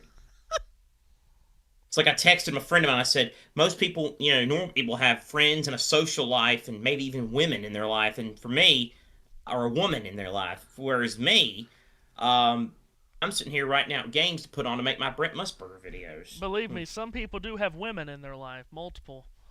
Yes. Notice how I tried to change that subject. You tried. I tried, but you would bring it up. Now, if I'd have done the same thing, you'd have gotten mad at me and, pissed off about ruining a stream, and yet there you go, doing the same damn thing. Oh, please, this stream. Texas did win the Texas did win the SC. Good God Almighty! I'm about to send both of y'all something. This is a gritty astronaut. A gritty astronaut. It's a JT Americans. It's in the JT American Sport chat. Texas did win the SEC softball tournament. Tegan Caven struck out 12. Texas beats Alabama. Horns in the conversation to maybe be the #1 overall seed. Oh. And here's a tweet that I can relate to from a backpa job. Who the hell takes 30-minute naps? I'm out here knocked out for 4 hours. Yeah, see, that's why I don't take naps. I rarely take naps for that exact reason. I don't understand anybody that can take a 30 or 45-minute nap. If I'm going to take a nap, I need to block off at least 2 hours, or it's not even Correct. worth it. It's just not worth it. And JT has already retweeted the damn picture of the gritty astronaut. Have you seen it, Matthew? I have. That's frightening for all on Earth and beyond. Face off to restart play, controlled by Carolina, but Philadelphia able to clear out. Grunstrom out of the near corner had a hurricane topple on top of him, and now they finally pick up to their skate blades. That was Gostisbehere who fell down on Grunstrom. Puck lobbed out. Robinson couldn't run it down. It was kept away from him by Sealer, but now Robinson to the front, and a centering feed never got to him from Carrier in the corner. Flyers clear out and try to gain entry over the Carolina line, but Barkey gets knocked down hard. Puck all the way down to Anderson, who moves it. Along to the far wall, it's looped out to center. Bouncing puck picked up at the Philadelphia blue line. Jamie Drysdale yanks it in deep. Walker from the far corner gets to it. Indirectly out to center, intercepted between the benches by Sanheim, but taken back by Carolina, and the Hurricanes are on it once again. Over the line of the left wing, it's backhanded in deep. Stopped by Vladar in back of the goal. He'll leave it there. Backhanded off the near window. It goes out to center. Carolina to restart with under 4 minutes to go here in this second period. It's the first time ever I've ever seen a possession percentage in a hockey game. This isn't soccer. Here's through center, Jackson Blake from the red line. Hooks it in deep. Off the end wall, Ristolainen gets to it. Flares it out to center. Towards the stick of Sean Couturier, who bangs it in deep. It's turned over, and a centering feed out in front. Oh! And it got behind Anderson. He didn't know where it was, and it stays out. Couturier helped it onto the back. From the left point, it's played in deep. Behind the net, Glendening. There's a hurricane down. That's Nikishin off the side of the goal. Ristolainen from the right circle in deep. Glendening bottom of the left circle. On the dot, returns it to the line. Couturier steps down the wall. Banks it out to the left point, holding there. Travis Sanheim directs it this way, and a sprawling Carolina stick is able to scramble it out of danger. Sanheim back to return. This has been the wonkiest game.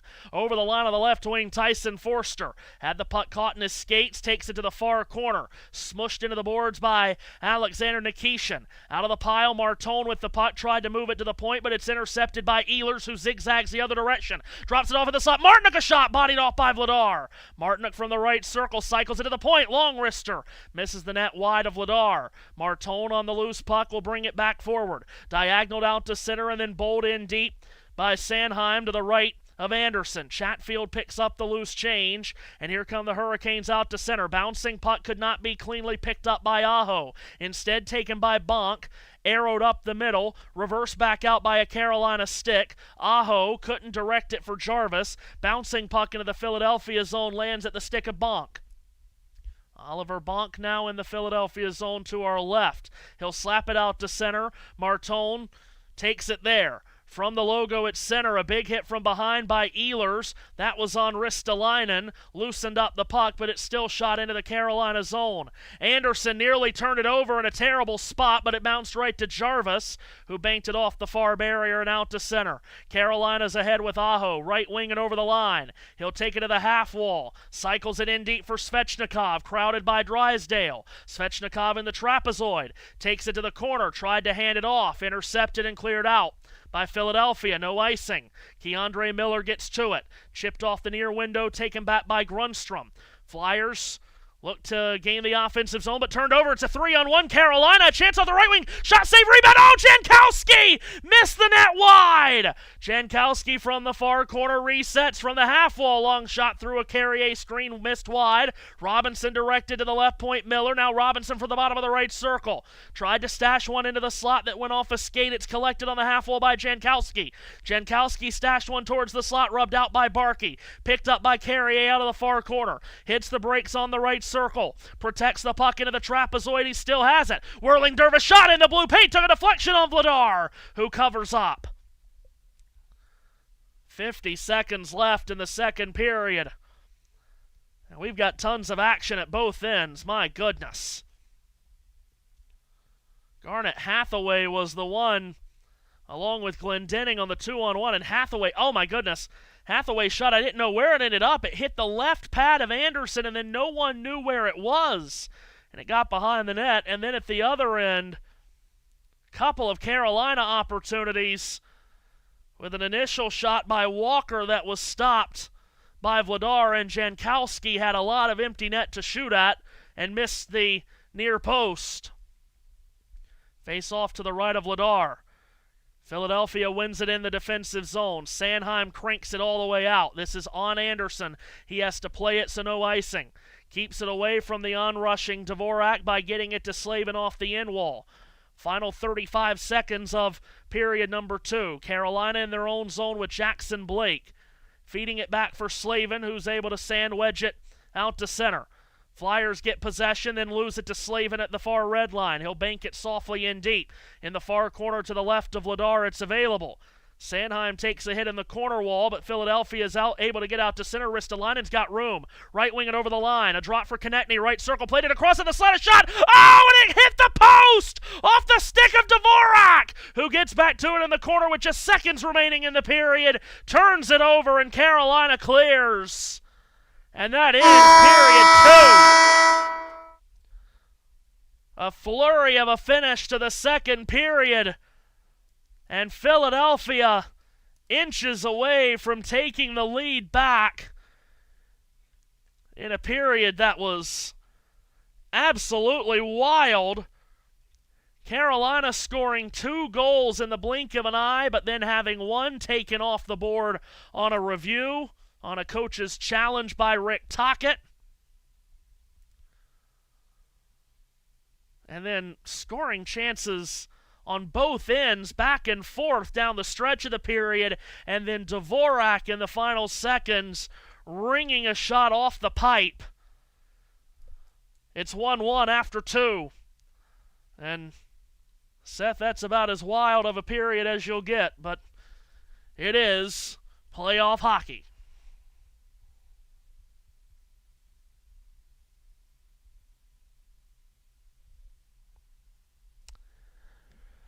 Oh, goodness. What a strange second period that was. And JT, keeping up with all the action back there. Yes, I've got one banana ball game on. I've got 2 more banana ball games about to start in 8 minutes time. I've got horrendous crashes loaded up. Yeah, it's all good. Do we go for our normal shenanigans? Probably, yes. You know what? Kick it off, please. There is 1:44 seconds into this, which is absolutely diabolical.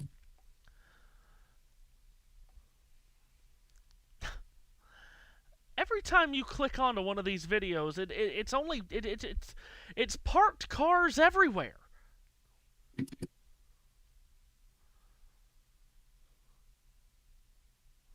Yeah, This is there is that.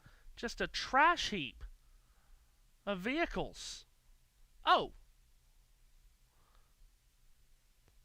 How fast are they going at this point, JT? This. Oh my Not- gosh. And then the one after this, I believe. Yeah, watch 209 this. Good Lord. Oh my gosh. That is absolutely horrendous. Absolutely diabolical. Clean up on the front straight, please. Oh. He just rolled him.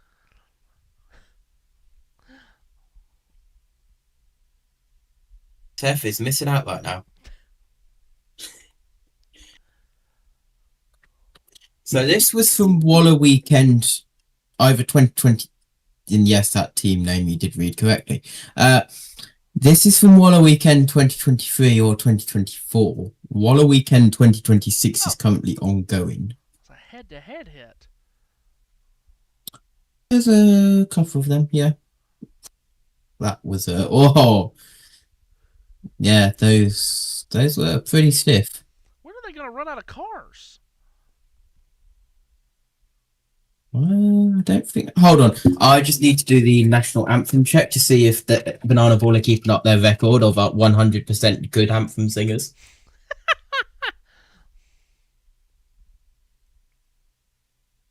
That one's all right. They are good. Right, so where is this diabolical crash? Oh, okay. Oh. Yep. And now your driver's door on, so no one will hit you. There, never mind. Oh, okay. Yep, nice.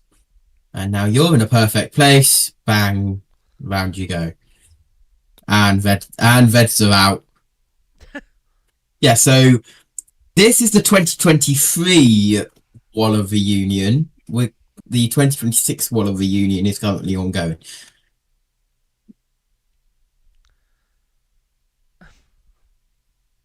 This is old Milton Hall because a couple of years ago it burnt down.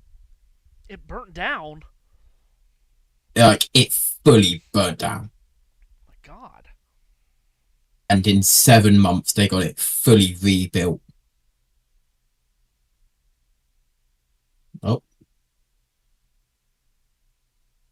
Mr. Starter stood there like, yep, this is normal activities. Gosh. Just barreled. This is going to be, yep, there. Oh, there we go.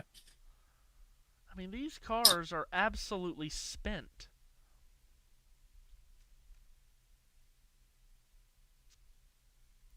That one bounced I don't know how these people don't die. because of the safety equipment that is used.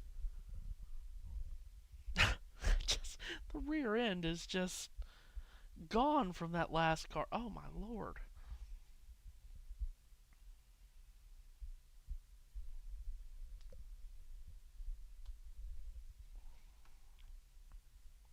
That is a very high rear end. That axle has bent. Ah, ninja carts. What is going to happen here?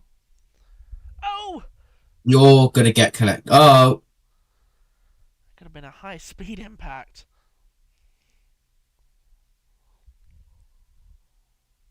Hey, 1300 he's waving cc a stock yellow cars. flag. That's a local yellow.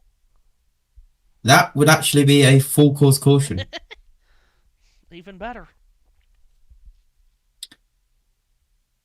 These are the 1300cc stock cars. Now these are now the stock rods, but yeah, they are now the 1400cc stock cars. They had a name change. One-way ticket to the wall there.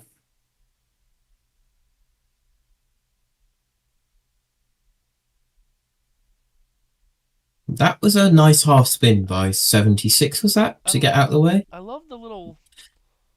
I don't even know what those are that show the numbers. Are those just... Oh my gosh.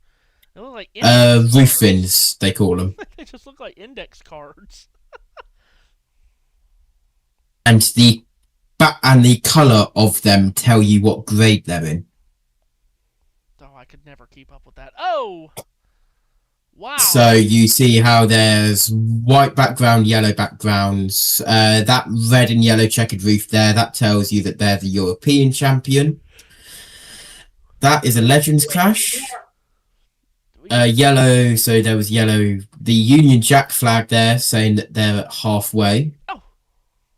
Whoa! Around go. Oh boy, we got a mess. There's an oval where they're turning left. Got a scattered, smothered, and covered like Waffle House. Oh right, my Matthew? gosh! Wow. Welcome to Horrendous Crashes, Seth. Thank you, Seth, for that. By Join- the way.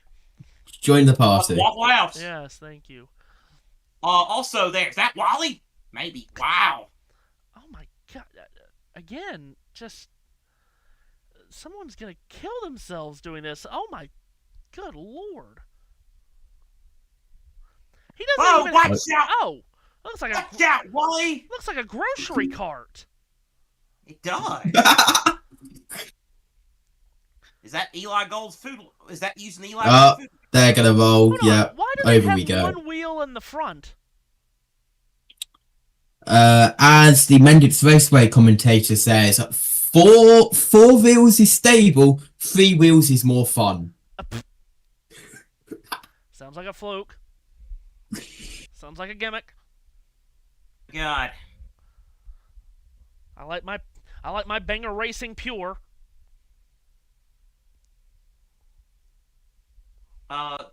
upset is that we still have 34 people watching this. So and 17 likes. So 18 likes now. That car's on fire. I haven't done it yet, so make that 19 likes. And thank you to everybody, not myself, but to the 18 that have liked it, the 34 watching. We're most appreciative, especially when we're acting like complete morons. There's nothing wrong with that car other than it's on fire.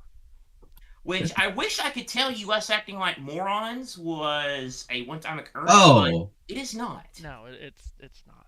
But not only a huge That's part of our charm. Not only a huge thank you to the people watching, but the people that have subscribed. We've got new subscribers today. Oh, awesome! Oh gosh, the man in the flag stand. Don't know how. Yeah, I don't know how. That man. Oh. Yeah, go on. Good God! Used him as a break. Yeah, why does the flag man? The flag man nearly gets decapitated. Oh. And then the extra flag man comes to help. Right, this is how you throw a full course caution. By ducking a car flying and pull out the yellow flag. And wave your arms around like you just don't care and tell everyone to slow down. He looks a little Harold Kinderish with the way he was waving that flag, honestly. Oh God, you're going to bring Harold Kinder up. He's got the pedigree of Harold Kinder. He has his hand out the window for horrendous crashes. Whoa, you're going the wrong way, son. I mean, this is basically just a bunch of people playing a racing video game in real life. Oh. This is a demo derby, basically. This is Wreckfest in real life. That's a demo derby. You guys don't know what Wreckfest is, do you? Oh, that car! They... No! Hold on a minute. That car just got folded up like a lawn chair. That is not safe for vehicular use. Oh, the horror. Oh, the humanity. The anniversary of the Hindenburg was earlier this week. Henderson. Ninja carts. Ninja carts? Die in this. Those cars ain't big. Oh, my God. Who drives these cars, JT? 6-year-olds? Yes! The age range for Ninja Carts is 6 to 10. Allow me to say this again, Matthew, just like I said on one of our old platforms during the Peach Bowl. Hey, Matthew, questions.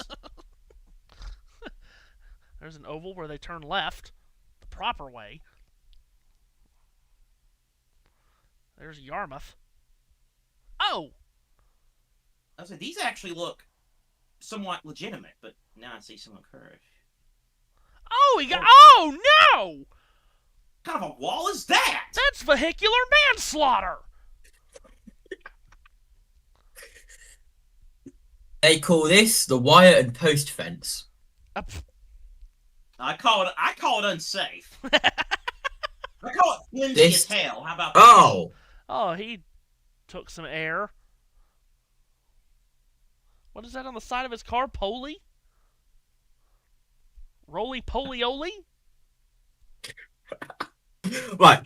I love how the starter is just here, just saying that there's one lap to go, and they do not care that there's one lap to go, and they are just crashing the hell out of each other. This is what happens when you take a racing series and you let the inmates run the asylum.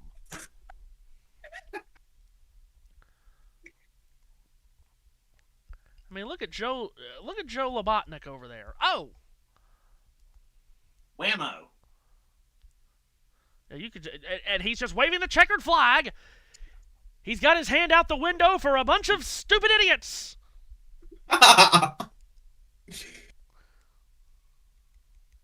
This is the streamiest stream of all time. It sure is. Thank you, Bill. It sure is. Let me bring my check. Sure is. Happy birthday to the king. McLaren win the 6 hours of Spa. Wow. Yeah. Ontaras Al Thomas Fleming, no relation to Dave. And that's getting hit. Wow. That hearse is getting hit. That's a Hearst. Yeah, that's what I want to drive around in. There we go. Oh, Look my at that. Lord. Yeah, you drive in a hearse. That way, when you die because of a head-on impact, they can just put you in the back.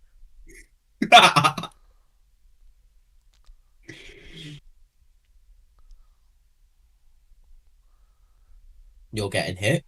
Oh. Not that car, the blue car. There's Ozzy. Ozzy.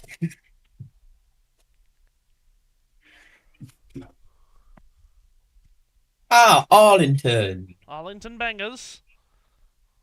That Jerry Jones? Take your bangers with mash or mash free. This is I'm saying it now. Outside of my house. This is the best track in the country, hands down. Oh, JT with the hot take. Good Lord. This is over in the Netherlands. You can tell. Can you? Well, by the name. True. And by the Dutch flag in the centre. Well, that. Oh. Oh, chain reaction. That looked like Martin at the Winston in 2000. This is up in Scotland. To be Winston. These are non-contact cars, by the way. Well, there They was plenty don't- of contact made. They don't act like it. Ah.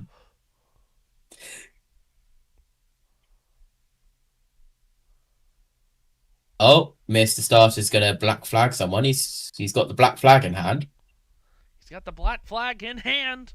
He's got his hand out the window for Ricky Rudd. They've shown the black flag to being Ricky shown Rudd. the Crasher 3. Crasher 4 is being shown the checkered flag. They're not getting no, they gave the black flag for the Crasher 3. They waved another flag we're not mentioning on this stream. Uh-oh.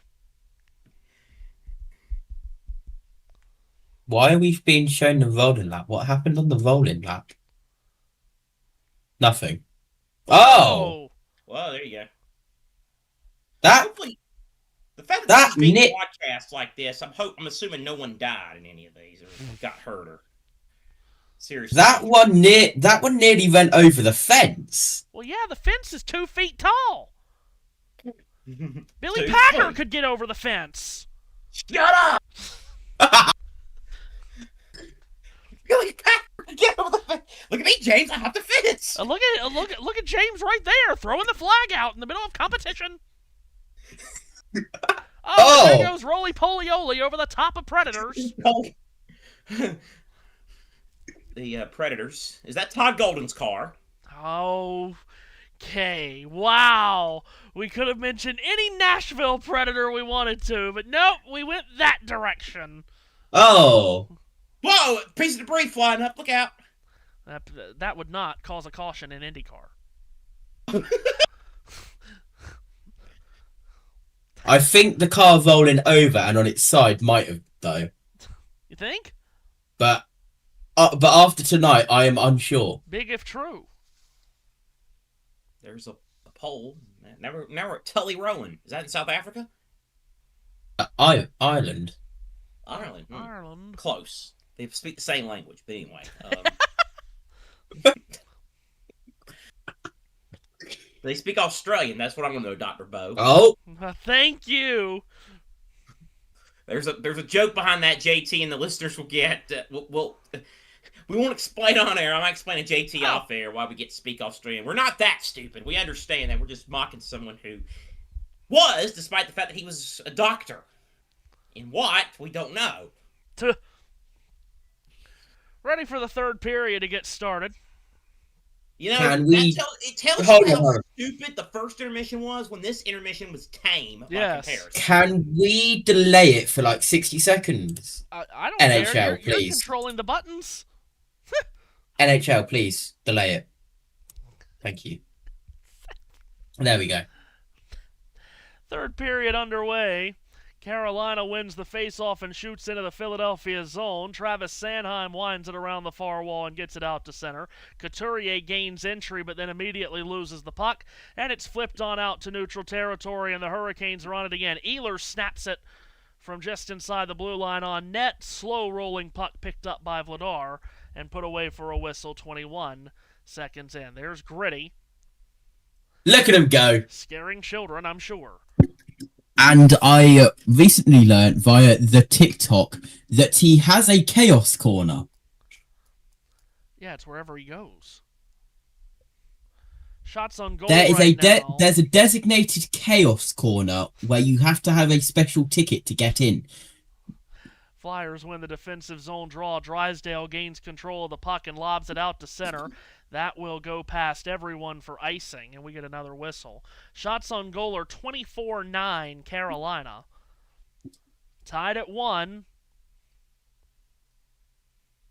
Hurricanes looking to complete a sweep and advance to another Eastern Conference final, where they've been to plenty under Rod Brindamore, but they haven't been beyond that.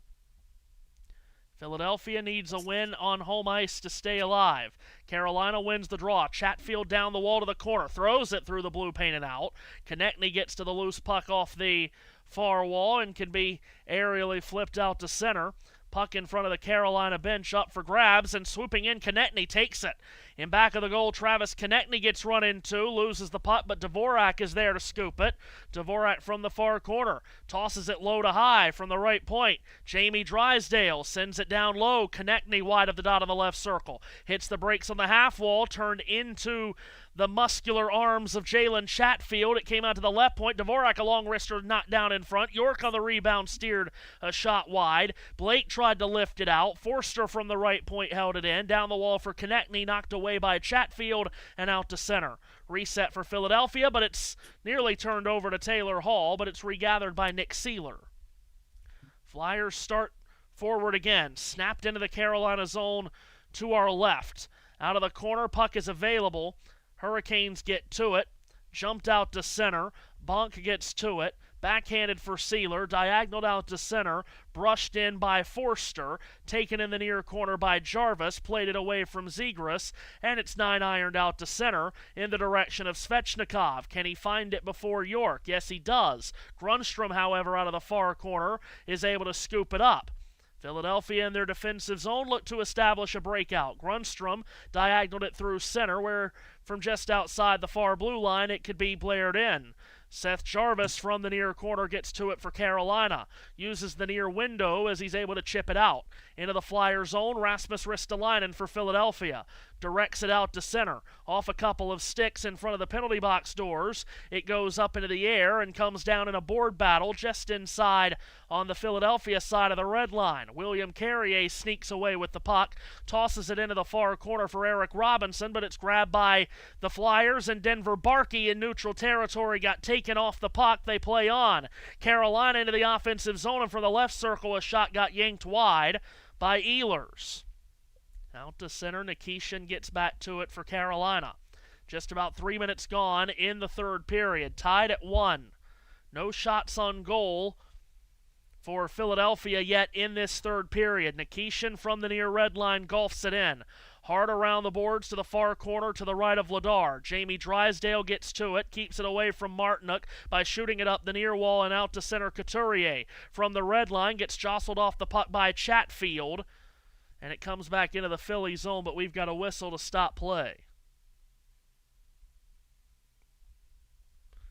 16:48 left to play in regulation time. Tied at 1 in Game 4 between the Hurricanes and the Flyers.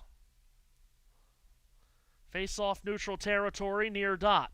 Stankoven on the draw, wins it from Couturier clean. Hurricanes look to break out on a long feed up the middle that missed Taylor Hall, but it's all the way down on Vladar, who has to cover up, and the Hurricanes will win themselves an offensive zone face-off. Scoring chances aplenty in this game for both teams, but it's only 1-1. Interestingly enough, Philadelphia with just 9 shots on goal, but yet it feels like they've created about 4 or 5 good scoring chances in this game.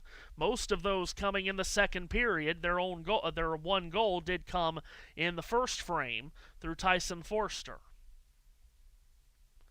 Offensive zone draw here for Carolina, and they win it to the high slot. Svechnikov slipped into the right circle. Chatfield a shot off a body off of Philadelphia's Jamie Drysdale, and the Flyers scramble it out of the zone. Puck rolls towards the Carolina end. Chatfield directs it back towards the red line, swept away by a Flyer stick back to the Carolina end. Slavin darts it out to center. From between the benches, Aho lost it, picked up by the Flyers again. Ristolainen diagonals through center, collecting his bump as he's able to shoot in. Up the near wall to the right of Anderson. Hurricanes are able to pick it up, but it's lost out to center and stoked in deep by Bump. To the right of Anderson, Jalen Chatfield. First one to it, attacked by a forechecking Christian Dvorak. Picked up by Carolina and through center Blake. Spreads three wide. Feeds the left circle. Hall a shot. They score! Taylor Hall plays it across the goal, and Carolina has a third period lead. On a backdoor feed by Taylor Hall, it's guess who? Logan Stankoven, who cannot be stopped right now. Taylor Hall ripping up the left wing. I thought initially it might have been a sharp-angled shot, but instead it was a cross-crease feed, and Logan Stankoven on the back door scores again, and Carolina leads 2-1. Third goal of the series for Stankoven and seventh of these playoffs. Play restarts. Carolina gets it into the Philadelphia zone. Zegras moves it around the far wall. Forster got tied up by Robinson, and the puck is swung in behind Vladar towards the near wall. Jankowski keeps it alive and reverses it back to the far barrier again. Grundstrom mishandles it out of the near corner. Cam York takes a hit from Jankowski. Puck pinballs around to the left of Vladar, and the Flyers are able to pick it up. Drysdale squeezes it down the wall into the Carolina zone where Zegras got tied up, and the Flyers are across offside. The second line for the Carolina Hurricanes. My goodness. I answer the call of nature and I miss a goal. You'll be stunned to know that it's again by the Carolina second line, and it's again Logan Stankoven who leads the playoffs in goals with 7. 7 goals. This is Carolina's 8th game. Pretty good. Philadelphia wins the draw in neutral territory. Now their backs totally up against the wall. Grundstrom swings it in. Anderson moves it up the far wall and out. And in front of the Carolina bench, it's been touched up offside by a Flyer stick. Believe that was touched up by Ristolainen. So now the Flyers, already backed into a corner, facing elimination tonight. Now they trail by a goal in the third period in a game that they must win. Carolina wins a neutral zone draw, and Jarvis swoops in off right wing, shoots one into the midsection of Vladar, who puts it away for a whistle.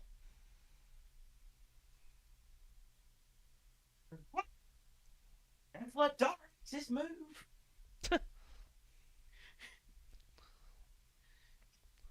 Face-off will come to Dan Vladar's left. Carolina, one of the best teams in this sport at protecting a lead with the way they play, but Philadelphia's got to throw all of their eggs into a basket of first scoring an equalizer. Flyers win the draw. Below the goal line, Ristolainen rips it up the far wall. Hathaway could not clear. Turned it over in the slot. It came to Jarvis. Space right circle with a shot. Vladar knocked it down. Puck ricochets to the left point. Played along towards the near corner. Sebastian Aho sweeps it in deep. Taken away. Turned over in the slot again! And Jarvis didn't get good wood on a shot that rolled softly into the glove hand of Vladar, who gets a whistle. Oh, what a terrible turnover that was, right to Jarvis. And just was unable to get a good, clean swing on it.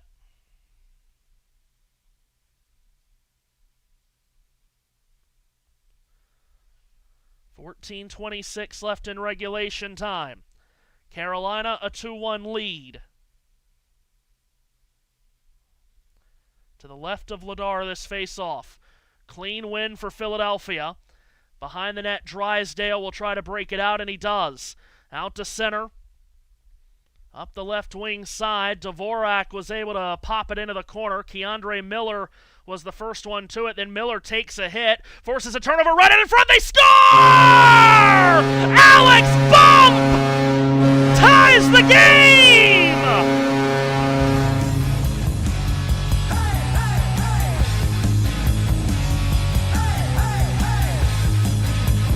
Youth is being served on this Philadelphia team, and the 22-year-old rookie Alex Bump out of Burnsville, Minnesota by way of Western Michigan University. Off a takeaway forced by Konechny. And Bump has tied this game.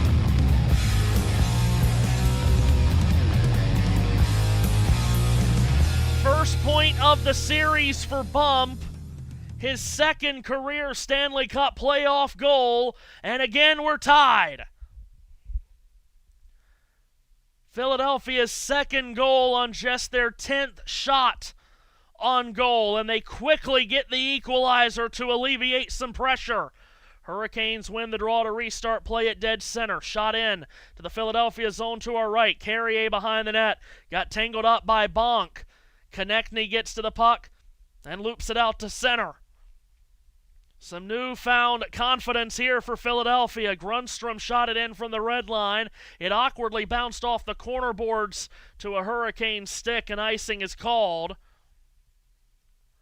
Just past the 6-minute mark of this third period.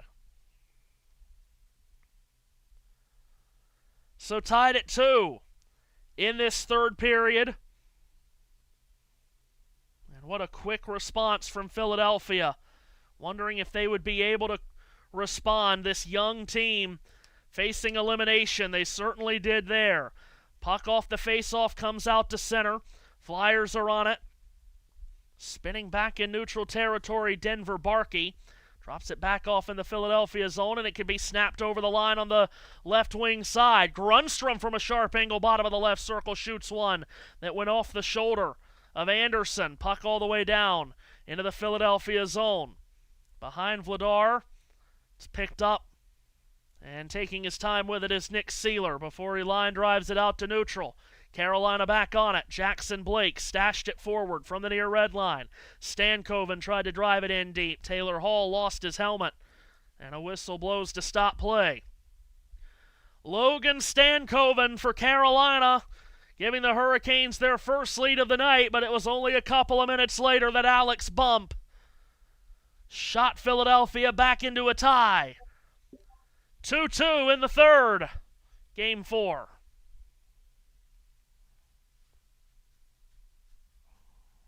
Well, Does that mean it's time for the final minute of Horrendous Clashes? Final minute of it.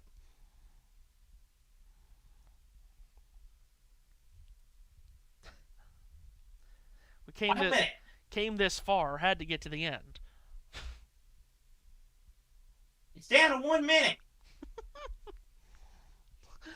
Jeez.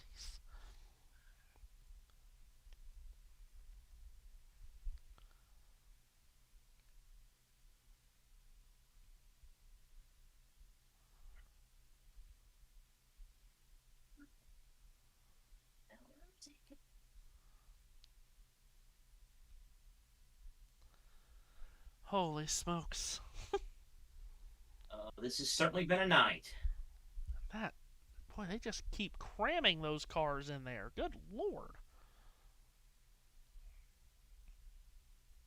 Did I send you the multiple rollover from the Bank Holiday Monday meeting last week? You may have. Oh, yeah. If it's more than a day and a half ago, I can't remember. Yeah, you can remember every detail of the 2002 Daytona 500.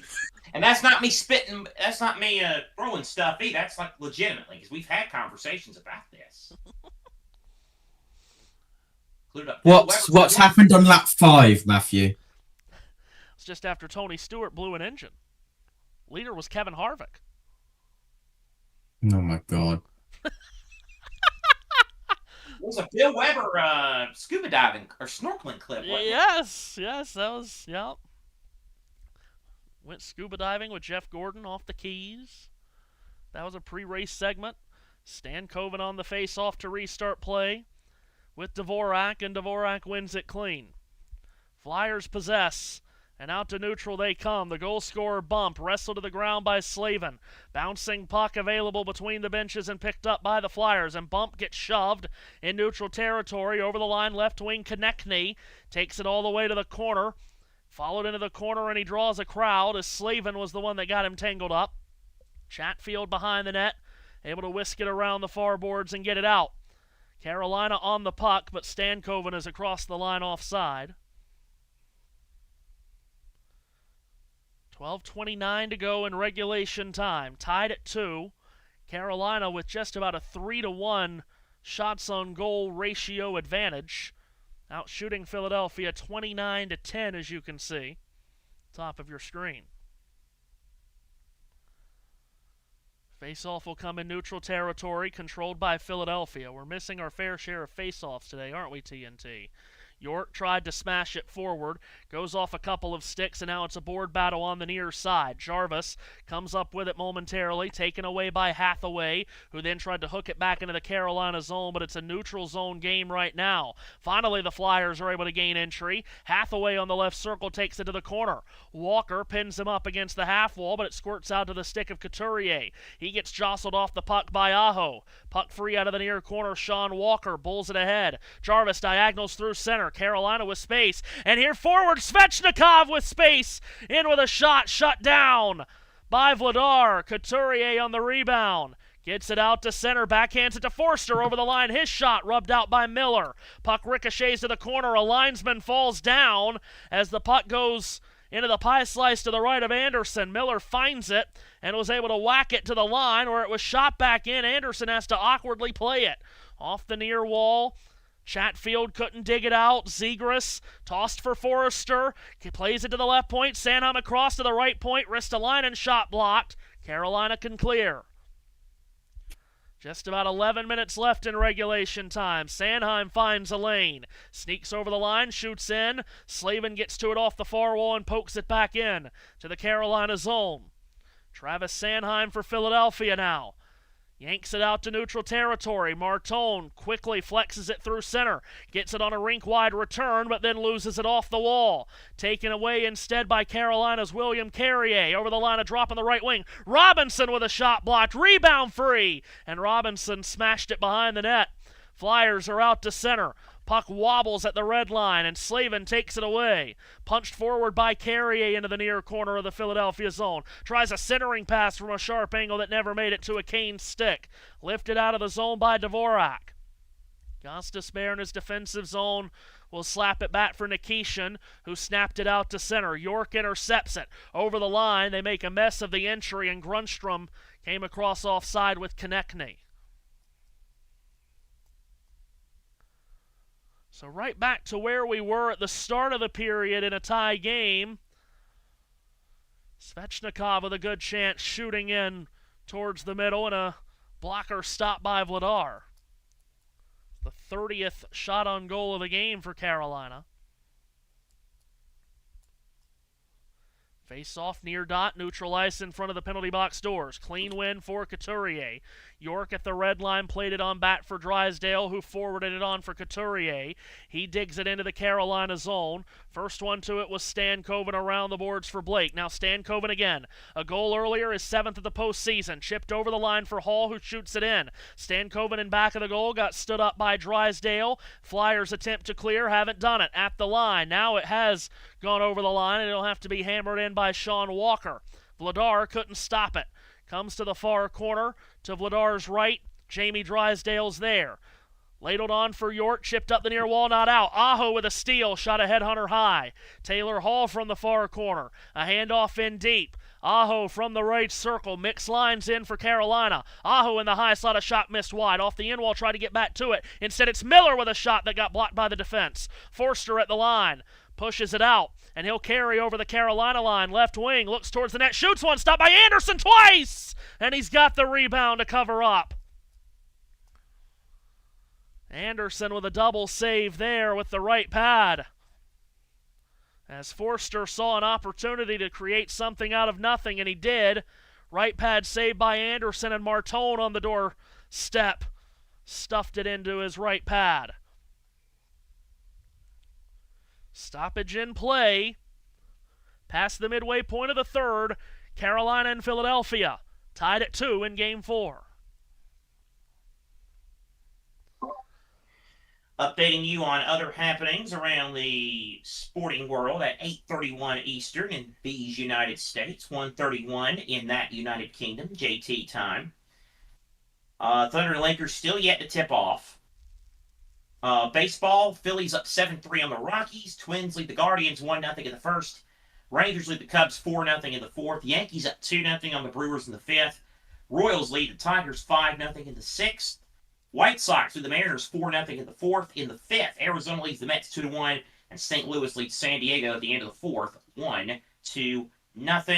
The one game that was not a final yet when we give you the last update is a final now.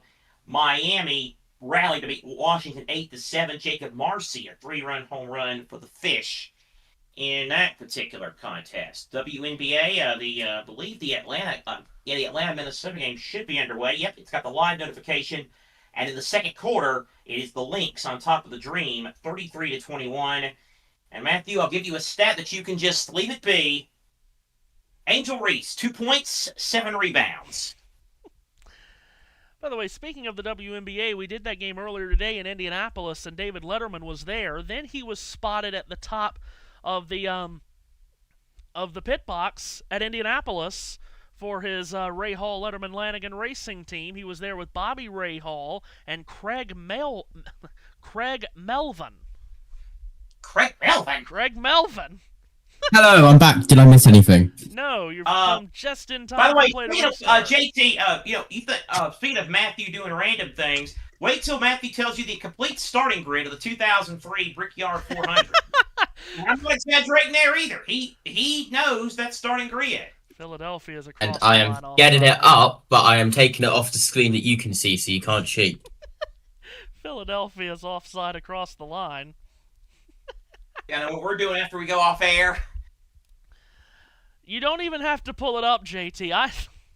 I'm just saying, I looked at that starting lineup my entire childhood. That and 2004. I know it. But anyway, face off to restart play in front of the Carolina bench. Philadelphia controls from the near red line. Sealer cross corners it in. Hard impact off the corner wall. Drawn out to center by Carolina. Puck all the way down. Icing waved off. Sealer gets to it. Ooh, and Sealer flips that puck up and out of play. I think Carolina players wanted a delay of game penalty, but it must have taken a deflection before it went out. Because there is no signal for a delay. Here we of game go. penalty. What is happening here? There's Gritty going at it with a fan. Pretty baby.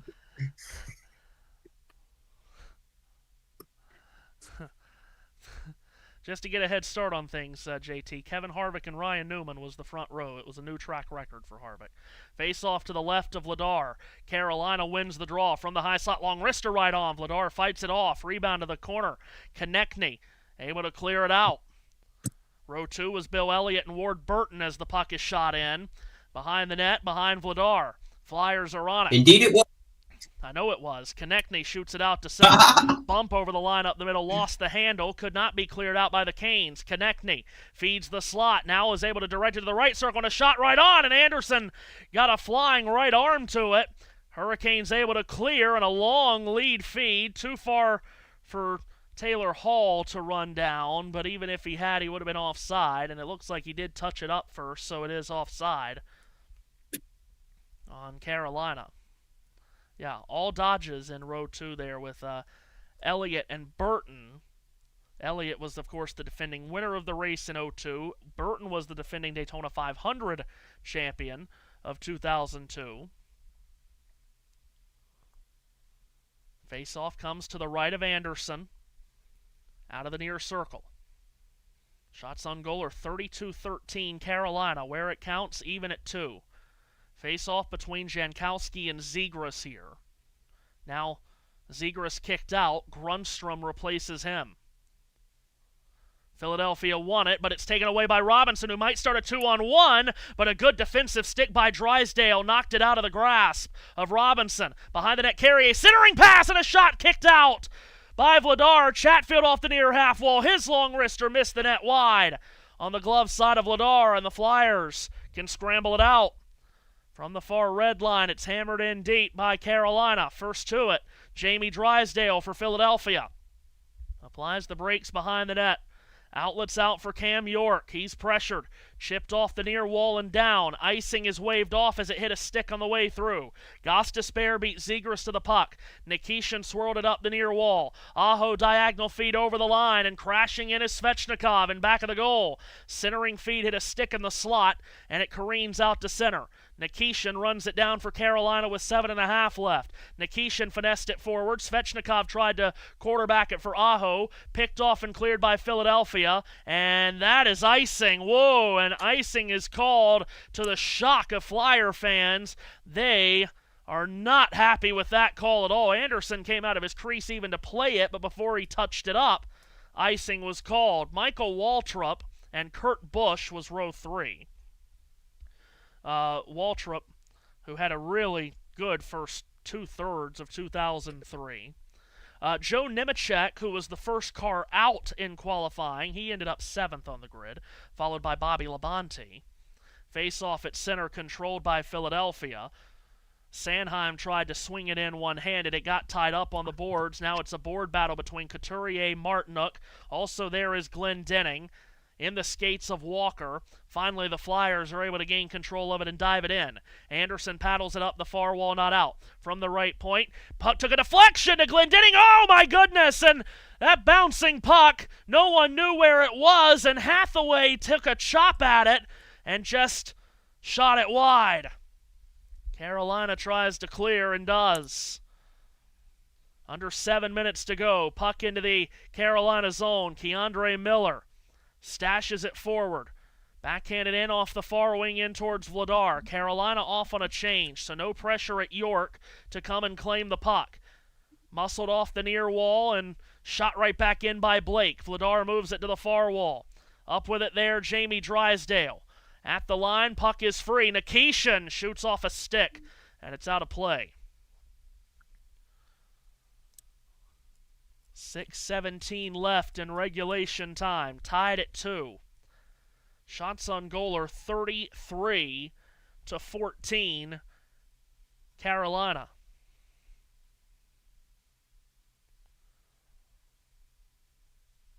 Couple of chances for Hathaway on that last sequence up ice for the Flyers, who had 1 goal against Pittsburgh in round 1. Carolina wins the draw. Nikishin hands it off into the near corner. Thrown rink wide towards the top of the left circle. Long wrister. Doesn't make it through from Gostisbehere, who then tries to whirl it back in, but he did so offside with 6:06 to go. I gave you Nemechek and Labonte. Jimmy Johnson and Jeremy Mayfield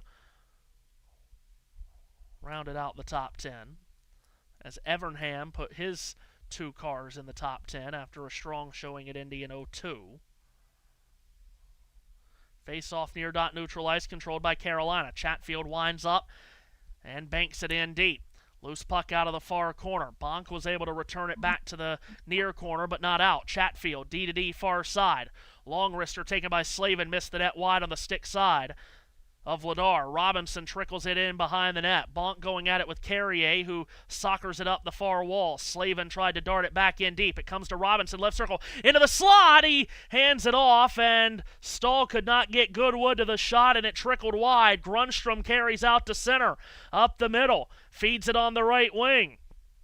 Taken in deep, and Chatfield was able to take the puck away. Backhands it up the far wall, not out. Flyers hold the zone. Ristolainen out of the far corner, surrounded by Canes, was able to get it to Barkey. Barkey low to high play from the left circle to the near point, but it was fumbled over the line by Sanheim, who all he can do now is shoot in. Chatfield takes the puck behind the net. Clock is not moving for some reason. Not sure what the reason for that stoppage was. I will say, when I was a kid, I could, for some reason, remember the finishing order of the 2006 Coca-Cola World 600. I could not do that now. The only one where I could do the starting grid, and I wasn't even alive for this race, but I watched the starting grid video when I first discovered YouTube when I was a teenager. I could probably give you start to finish the starting grid, or at least most of the 1993 Daytona 500. So I could take a stab at that later, but Matthew needs to continue his Indianapolis brilliance first. He is the Oracle of Indiana. Okay, out of this break, at least let's get 11 through 20. John Andretti in that Kraft DEI car, 11th, ended up finishing last. Then Sterling Marlin, runner-up in 2001. Robbie Gordon. It's a high stick, by the way, Matthew. Oh, on who? I don't know. It just says high stick. Oh, well, we'll have to find that out. Wow. Interesting. Andretti 11th, Marlin 12th, Robbie Gordon 13th, Rusty Wallace 14th. Tony Stewart and Elliott Sadler started in row 8, side by side. That's how I can remember that. Not sure how, but I can. Then teammates Matt Kenseth and Greg Biffle. Jeff Gordon in row 10, and he was flanked by Dave Blaney, just as he was flanked by Ryan Blaney in his final full-time start at Homestead in 2015, by the way. Kevin LePage in that CLR car. I didn't know what CLR was as a kid, Seth, but I liked that car for some reason. What's a unique-looking car? Jamie McMurray, who nearly won the race. What does that have us up to now, JT? That should be row 11, right? Yeah, because that's 22nd. Right after Gordon's row. Yeah, so that's row 11. Then Steve Park and Mike Skinner filling in for Jerry Nadeau, Mark Martin, Jason Leffler. Yeah. And we're about to restart play here. And are they putting Philadelphia on the power play? No, there's 5 Canes out there, so I'm not sure what the reason for that whistle was. Carolina wins the draw, able to get the puck out to center. From the near red line, it's harpooned in by Nikolai Ehlers, but intercepted by Jamie Drysdale. Pushed out to center from the far red line, Luke Glendenning cross-corners it in. Couturier tried to get there first, but he got run into by Sean Walker. Hurricanes with the puck with under 5 to go. Puck flips through center, too far for Martinook to reach at, and the Flyers are able to clear out to neutral ice again. Carolina picks it up in neutral territory with Jordan Stahl. Partial change here for Carolina. Off the bench, Seth Jarvis receives the puck from the near red line. He'll flipper one in. Ristolainen in back of the goal rifles it up the far wall. Trevor Zegras hooks it through center all the way down. Will it make it for icing? Yes. And it just goes wide of Anderson to his right. So icing is called. 27th and 28th, Matthew. Who? Casey Atwood in an extra Evernham car was most certainly 27th. Yeah. I believe it's Casey Mears. Carolina wins the draw. Slavin directs it to the top of the left circle. Chatfield to the front through traffic. Hit a skate blade and came towards the near wall. Slavin tagged it back in deep. Out of the far corner, Sanheim anxiously trying to poke it out. He does. Zegras a lead feed. Did not get to Forster, and instead the Hurricanes are on it. Final 4 minutes here in Philadelphia. Here come the Canes, steaming up the left wing. Aho over the line, lost the handle. Picked back up by Sanheim. Sliced out to center. It goes off a skate. Sanheim back on it. Will flip it in aerially to Anderson, who caught it. Tried to spit it out of his glove to restart play, but the linesman to his left blows the whistle. And it'll be an offensive zone draw for Philadelphia. Row 15 was Kenny Wallace and Jeff Green. Yeah. Jeff Green in the 1 car. That really worked out. Who was his sponsor? The 1 car? Pennzoil. Yes. Oh, I can give you all the sponsors, too, if we want to do that game. I can do that, too. Face off to the right of Anderson. Philadelphia wins the draw.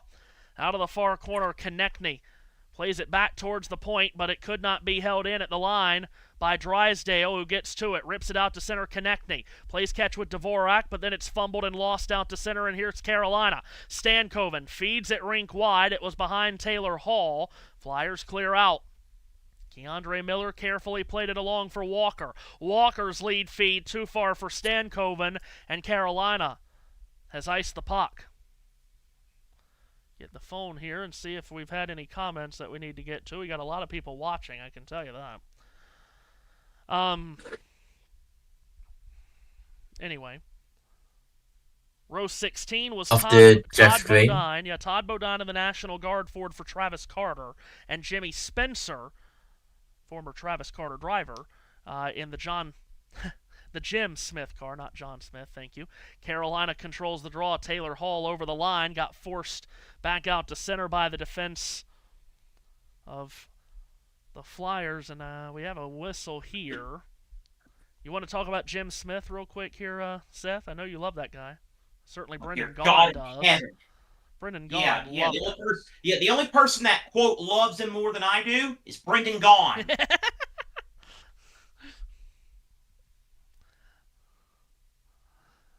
Idiot.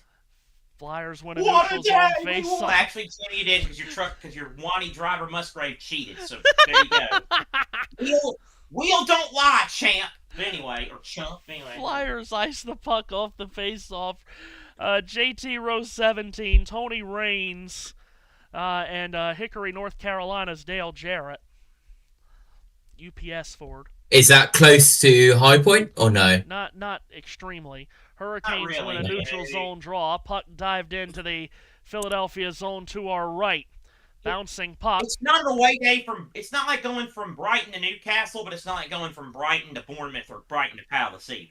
Bonk finessed it over the line, where it could be shot in deep, moved by Anderson, taken by Jankowski. 2.5 to go in regulation time. Shots on goal are 33-15 Carolina. Where it counts, tied at 2. Jankowski strolls through center. From the far red line, shoots in. Out of the corner, Stahl was able to get it away from York, and it could be chipped back into the near corner by Nikishin. Hathaway took it away below the goal line. Backhanded up the wall, not out, now it is. Shot back in by the Hurricanes. Puck bounces around between the circles, and Drysdale basically fell on top of it. Martinook from the near corner, grinding away in the corner boards with Luke Glendenning. It's a board battle here. 2 Canes and 2 Flyers trying to dig it out of a pile. Finally, the Hurricanes get it out of the pile and from the left point along Rister. Doesn't make it through the traffic. Slavin from the far corner gets it back. Turned it to Martinook behind the net. He fumbles it. Poked away by York. Martinook still with Drysdale hampering him in the far corner. Stahl and Glendenning get involved in this board battle. This in the corner happening to the right of Dan Vladar. Now Hathaway gets involved. He shoves it back into the corner where Glendenning digs it away from Stahl, and York can flare it out. Bouncing puck into the Carolina zone to our left. Will it make it for icing? It will not. Chatfield has to play it. 1:15 left in regulation time. We're tied at 2. Chatfield starts a breakout up the left wall. Through center, Svechnikov over the line, darts in, tried to dish it for Aho. Goes off a Philadelphia stick, and here goes Martone. Feeding Forster, left wing and over the line. Forster tried to chip one into the middle, denied by the stick of Keandre Miller. We strike the final minute of regulation time. Zegras whiffs on a pass from the bottom of the right circle, but gets it back. Sean Walker puts him into the wall, into the left of Freddie Anderson. Puck cleared off the near wall and into the Philadelphia zone. No icing. Sanheim has to play it and does. flips it on out to center. It's intercepted by Walker. It's directed up the middle, taken by Aho, spinning on the near half wall with a shot into the glove of Vladar. He quickly spits it out to keep play going and the clock running. 23 seconds to go in regulation time. Breaking out Ristolainen from the right of his cage. Tosses out to center. From the far red line, Konechny. Ahead on Dvorak. Staples it into the far corner wall, and Jackson Blake gets to it. Last call for Carolina to finish this sweep in regulation as Blake through center strikes red, then blue with 4 and 3. Blake through traffic to the right circle. And off Chatfield, a shot at the horn. Stopped and held by Vladar. And that's it for regulation time. And for the second time in 4 games in this series, overtime awaits the Hurricanes and Flyers.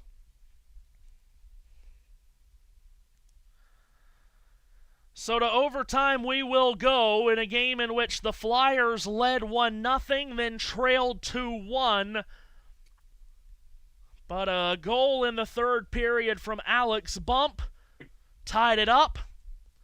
And we go to overtime just as we did in Game 2 in Raleigh, where Taylor Hall scored the overtime winner for the Hurricanes. The Lakers picked up a foul 1 second into the game tonight. Oh, good God. That is very fitting, and social media, I'm sure, will let everyone know about it. Let's finish at the Brickyard, then I can take a stab at the 93 Daytona 500. Where did we finish at, JT? I think you were at Jimmy Spencer in the Jim Smith car. That's right. Jimmy Spencer, 32nd, then Tony Raines and Dale Jarrett. Yep. Ricky Craven in the Tide Pontiac, O-T-I-D-E. Did I ever tell you how they got the number on that car? Shut up. Then Dale Earnhardt Jr. went off early in qualifying and disappointed. What else was new? Started 37th. Oh, boy. That puts us to row 19, which is Jeff Burton and Terry Labonte. Terry Labonte in the Got Milk car. Row 20, Ricky Rudd, former winner.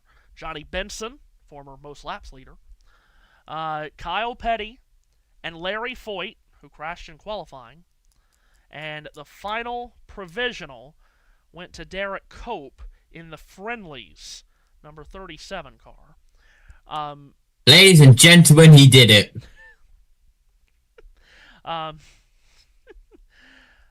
Brett Bodine was among the DNQs. So too was Ken Schrader for BAM. Christian Fittipaldi in the 43 failed to qualify. So too did David Rudeman. The aforementioned Ted Musgrave for Jim Smith. Robert Presley. Billy Bigley. Billy Bigley failed to qualify. In another. This is my list doesn't include failed to qualify, so you can say any name you want, and I would believe you. There's one more that failed to qualify, and I'm leaving him off. Anyway, it doesn't matter. Seth, go on with your bad self.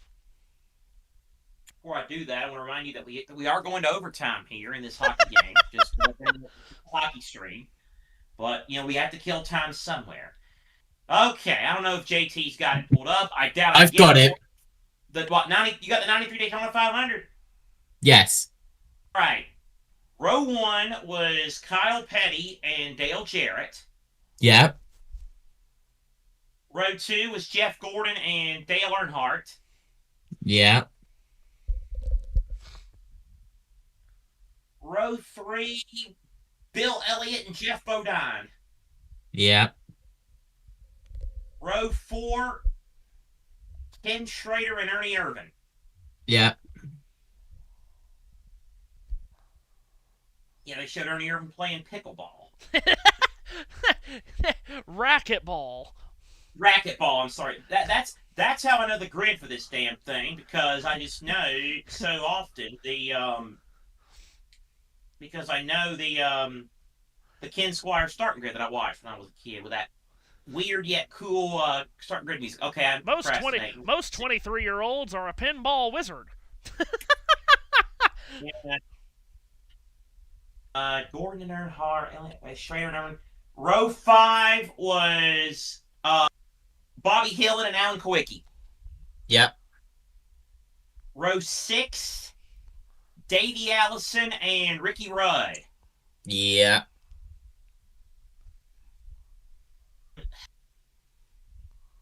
This is where I think I'm going to get stumped. I know they were together, but I might not get the row right.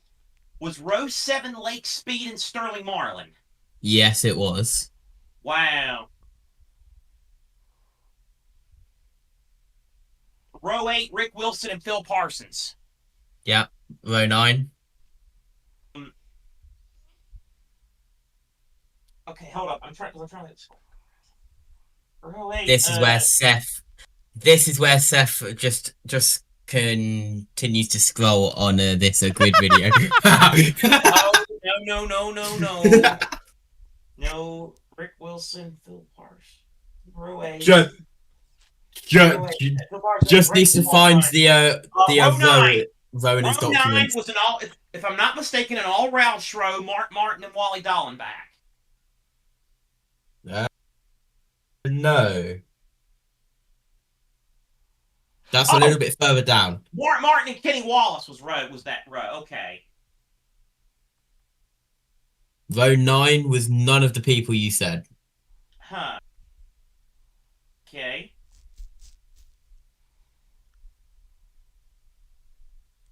Oh man.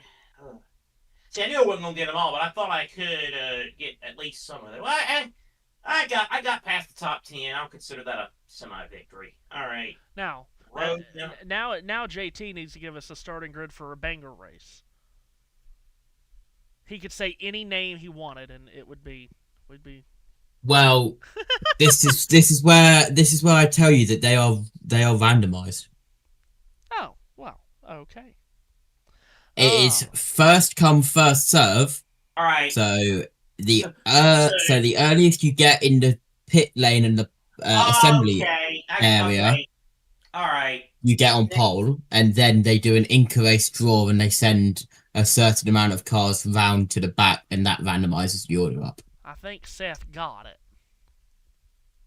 Row 9 would be Chad Little and Hut Strickland. Yeah. Row 10, Mark Martin and Kenny Wallace. No.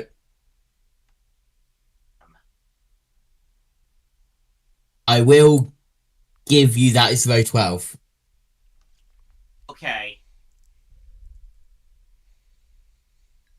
It is a Chevy and a Ford on row 10.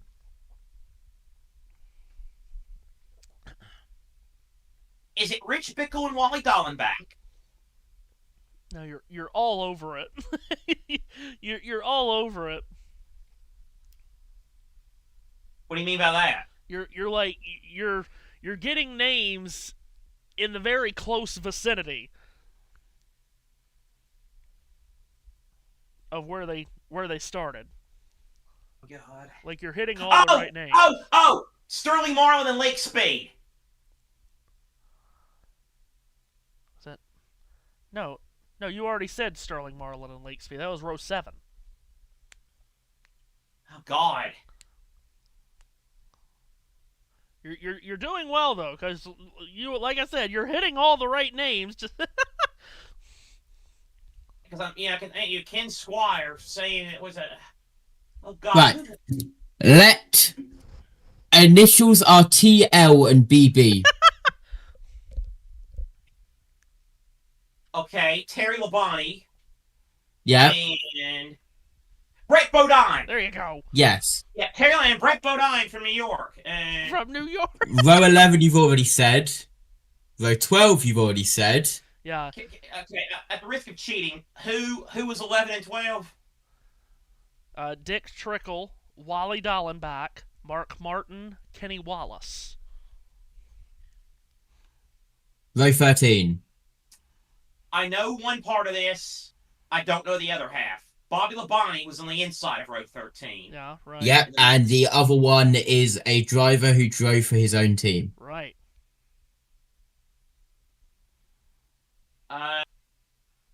Jim Sauter? No, he was further back.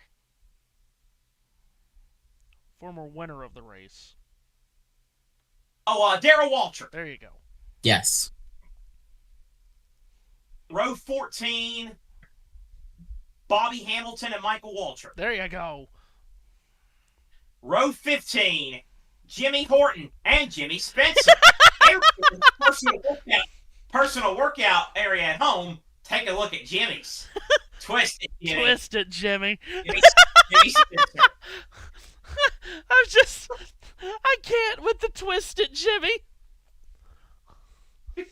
And of all drivers, for him to say I have a personal workout. Okay. That's what got me when the first time I heard it. I was like, huh? So row 15 is Horton and Spencer, right? Yeah. Let's see.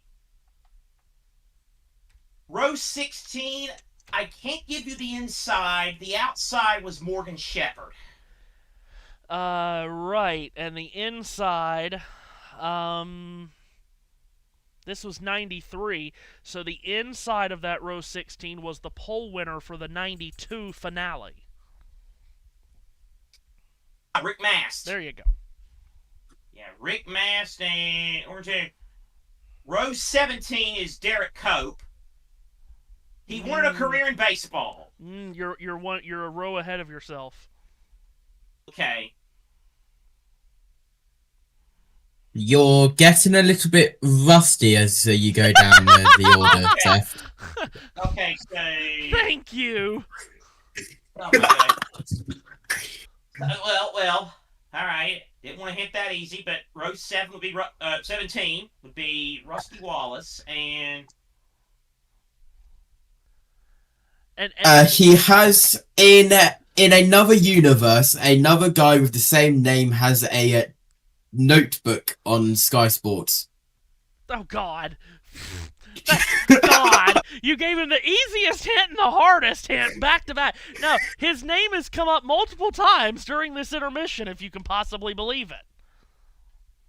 oh God, was it Rich Bickle?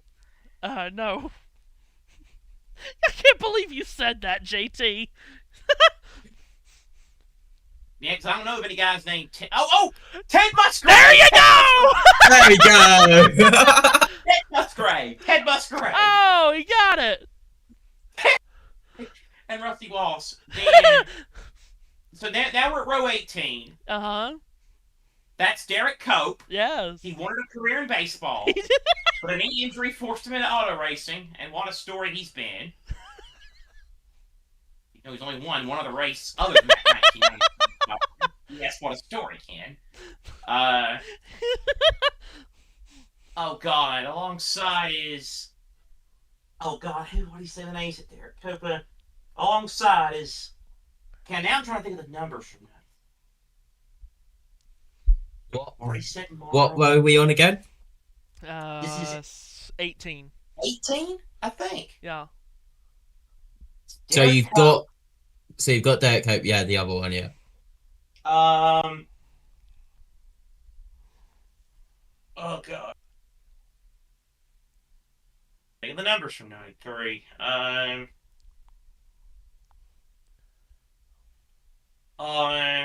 Moroso. He drove for Moroso. Oh, that's It's not the most memorable driver. JR. Junior. But not. JR Jr. But not Junior. You would. I don't you have would close think. guard intervision, so I'm just going to use a free pass on this one. Who was it? Joe Joe Rutman. Joe Rutman. Okay, yeah, that's right. He was in the row. So Row 19. Harry Gant, the old timers there. And then I don't know who the other one who was with him on that road. It's another Jimmy. Jimmy Not Mr. Beast. Hensley, the Virginia gentleman. Jimmy Yeah. Yes. You got a row and a half to go. And then row 20, Jim Sauter and Al Unser Jr. Who made quite an What an impression. impression he made on the wall. What a stupid comment.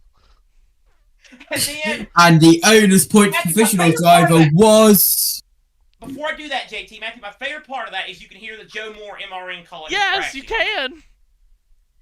Shotgun on the field, making his umpteenth straight start of the 500 from Wisconsin, Dave Marcus. There we go. And now the failed to qualifiers, please. No, God. No chance. So that's definitely not as good as Matthew, but not terrible either. AJ Foyt failed to qualify. Wow. AJ Foyt made an attempt in that race. Interesting. God almighty, it's a who's who on who failed to qualify. Eddie Bierschwale, Ken Reagan, Del McCowart. Who? Oh, yeah. Del McCowart, who doesn't make all the races, but he doesn't miss any parties. Just about ready for overtime to begin. James Harvey Hilton on that list, too. God bless him. We need another race to do in the breaks. Listen, I'm not wanting this thing to go 5 overtimes now. It's not a hostage crisis. Although JT... And who says it isn't? JT's never been on for a multi-overtime game, so...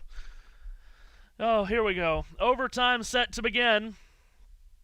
2001 EA Sports 500 is another one I might could get some Okay.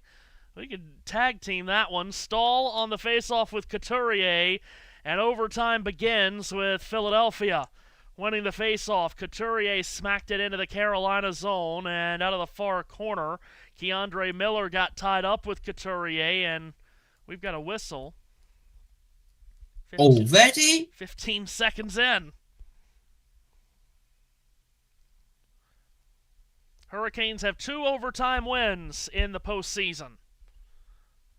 Game 2 against Ottawa and Game 2 against Philadelphia. Face-off comes to the right of Freddie Anderson. Couturier on the draw against Stahl. Stahl wins it, and Carolina will bring it up with Ehlers. Left wing over red over blue. Hits the brakes, long wrister. Went cannonballing off a stick and out of play. That's 2 whistles in 22 seconds. No math genius, but that's an average of a whistle every 11 seconds. Yes, JT. Just to confirm, I've got the correct grid for our next one. Okay. Is the driver who's on pole drove the 92 for Mellon Racing? That is right. Okay, awesome. Thank you. Cheated up car. Face off to the right of Vladar. Hurricanes win the draw. Chatfield snaps a shot wide of Vladar to his left. Flyers able to clear the zone. Puck available in front of the Carolina bench. Slavin couldn't handle it cleanly. Puck bounces around through center, and the Flyers are on it. Shot put it into the Carolina zone. Chatfield back to it for the Hurricanes, and he has tossed it down and iced the puck. Shots on goal are 36-15, Carolina, as you can see. Owning better than a 2-to-1 ratio in shots on goal. Where it counts, it's dead even at 2. Face off to the right of Anderson. Clean win for Philadelphia. Far half wall shot taken. Ricocheted through traffic. Comes to the far corner. Aho gets to it. And Carolina will look to break it out. Slavin loops it ahead. Pawed down at the blue line by Jarvis. Sends it along the end wall. Svechnikov gets to it behind the net. Hands it off in deep. Jarvis low to high. One-timer through traffic. Wobble to the far corner. Aho gets to it for Carolina. Slings it to the left point for Keandre Miller. Miller sees a bit of an opening and puts it in deep. Behind the net, Jackson Blake, run into by Trevor Zegras. Comes out of the right circle where a shot missed the net wide. From the near half wall, Miller puts it towards the net. Hit a body out in front, caromed along to the near corner. Bottom of the left circle, Aho towards the blue paint. Off a stick and out of play that goes. Matthew. JT. I'm assuming this is still golden goal, sudden death. Yes. Okay, awesome. Yeah, no shootouts here. I have 51 minutes until Banana Ball ends, so if we could wrap it up before then, that would be great. Face off to the right of Vladar. You've done it now. Now it'll go 5 overtimes. Carolina wins the draw. Winding up Gostisbehere. I will not be held accountable. Heavy one-timer misses wide. Flyers try to clear it out. Nikishin from the right point holds it in. High to low in back of the goal. Puck is free out of the near corner. Blake and Ristolainen battling for it. Ristolainen dropped his stick. Blake got it into the middle. Hall whiffed on a shot. Comes out to the near left point. Gostisbehere guides it down the wall. Stankoven couldn't play it cleanly behind the net. It's loose in the far corner. Jackson Blake grinding along with Christian Dvorak. Blake a reversal in deep behind the net. Carolina still with it. Bottom of the right circle through the blue paint and out. Stankoven gets to it. Top of the left circle. Wedges it down for Gostisbehere, who finds space. Shoots one off the glove hand of Vladar. And Philadelphia finally able to control a rebound and get it out. Nikishin tracks it back down in the Carolina zone. Rims it around the near boards. This might go down for icing, and it does. So icing there against Carolina.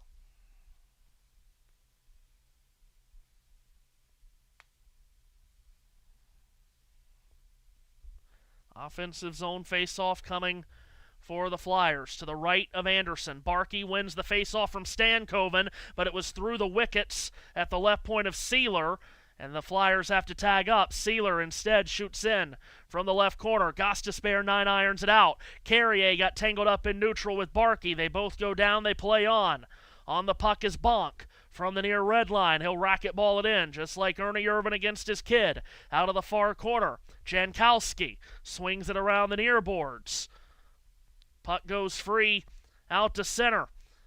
Eric Robinson tries to scoop up the loose puck, and now he will. Here's Robinson, left wing over red over blue. Robinson on the move, shoots one high. Puck comes around towards the far wall. It's available. Bouncing around possessionless. Jankowski could not keep it inside the line. The Flyers have iced the puck with 16:45 left. I don't know what just happened on the TNT feed over here. I don't know if that was something that happened to TNT or just on my end. It just went blank all of a sudden. That was great to happen in overtime.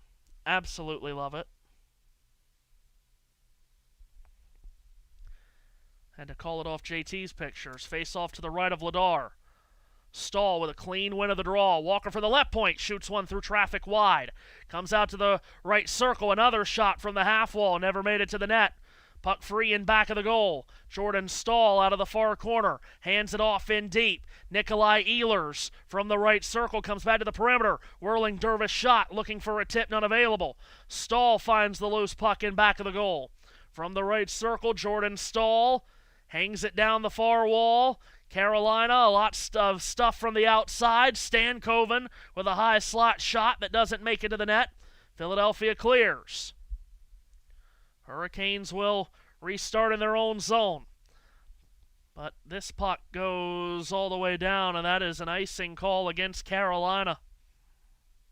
And that doesn't help.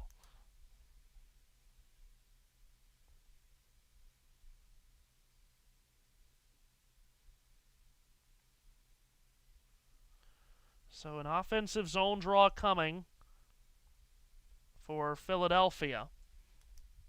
To the right of Anderson, far circle. Puck is down, won by the Flyers. Drysdale from the left point slapped it up against the wall. From the near barrier, it's Carolina up with it and cleared back into the Philadelphia zone to our left. Jamie Drysdale in back of the goal. Harpoons it forward for Couturier. Diagonal feed through center. This puck all the way down into the Carolina zone out of the near corner. Bonk steers it around to the far corner. Glendening got knocked away off the puck by Aho. Comes to Ristolainen from the high slot from the left point. Puck sent high to low. In back of the goal, Couturier backhanded it out in front. Never made it to a Flyer stick. Ehlers the other direction. From the near red line, he'll pop it in, and we've got another whistle, and perhaps Ehlers did not make it to the red line.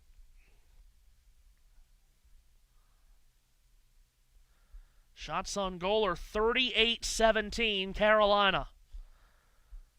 Just about 5 minutes gone in overtime. Face-off in neutral ice near dot. Zegras against Aho. Clean win for Aho. Back to the red line, Slavin. Tossed it along to the far side. Chatfield dribbles it in. Ristolainen in back of the goal. Swings it up the near wall. It comes to the left point. Slavin winds up his one-timer. Through traffic blocked. Ricocheted right back to him. Sent it down low. Looking for a tip from Aho, who gets it instead behind the net. Sebastian Aho out of the near corner, low to high. Slavin returns it back in deep. Aho tried to toss it to the trapezoid for Svechnikov. It was intercepted, cleared to the line, not out. Flyers trying to clear with Zegras. He does, lifting it up and out of the zone towards Couturier, who could not run it down. Instead, swung right back in towards Vladar. Flyers are there to pick up the loose change. Drysdale snapped it out to center, intercepted by Hall. Hall plays it rink wide into the slot, a shot off, and the rebound scores! Off Vladar, and Karam's in! It's an overtime winner! And Carolina completes another sweep!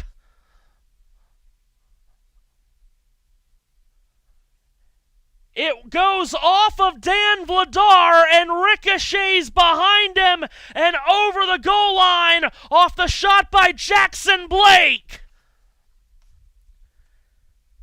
And once again, the Carolina Hurricanes storm forward to the Eastern Conference Final. Jackson Blake takes the shot, and Dan Vladar is absolutely beside himself as the puck goes off of the Philadelphia netminder and ricochets in. Wow. Jackson Blake in the slot with a shot that goes over Vladar's left shoulder. Perhaps it goes off the bottom of Vladar's catching glove, and between the bottom of his glove and his shoulder, it ricochets in behind Dan Vladar, and Carolina has won Game 4, and they've completed a second sweep in a row. Jackson Blake gets the goal. Another goal for Carolina's second line. Blake's second of the game is the series clincher to send Philadelphia home and send Carolina to another Eastern Conference Final. A season for the Philadelphia Flyers that comes to a disappointing end, but what a future that the Flyers have cooked up. They certainly have a very bright future in Philadelphia behind Rick Tocchet and Danny Briere and all the decision makers in Philly. And the former Flyer, Rod Brindamore, knocks out Philadelphia in the second round of the Stanley Cup playoffs. How about this playoff run for Rod Brindamore? He was born and raised in Ottawa. In the first round, his team knocks out the Senators. He's a former Philadelphia Flyer, and in the second round, he knocks off Philly. Both in sweeps. And for the Carolina Hurricanes, an 8-game winning streak to start the Stanley Cup playoffs. An incredible run, but it's a run that Rod Brindamore and this Carolina team knows that is only halfway to their ultimate goal. The handshake line dissolves as the Hurricanes and Flyers shake hands and show mutual respect.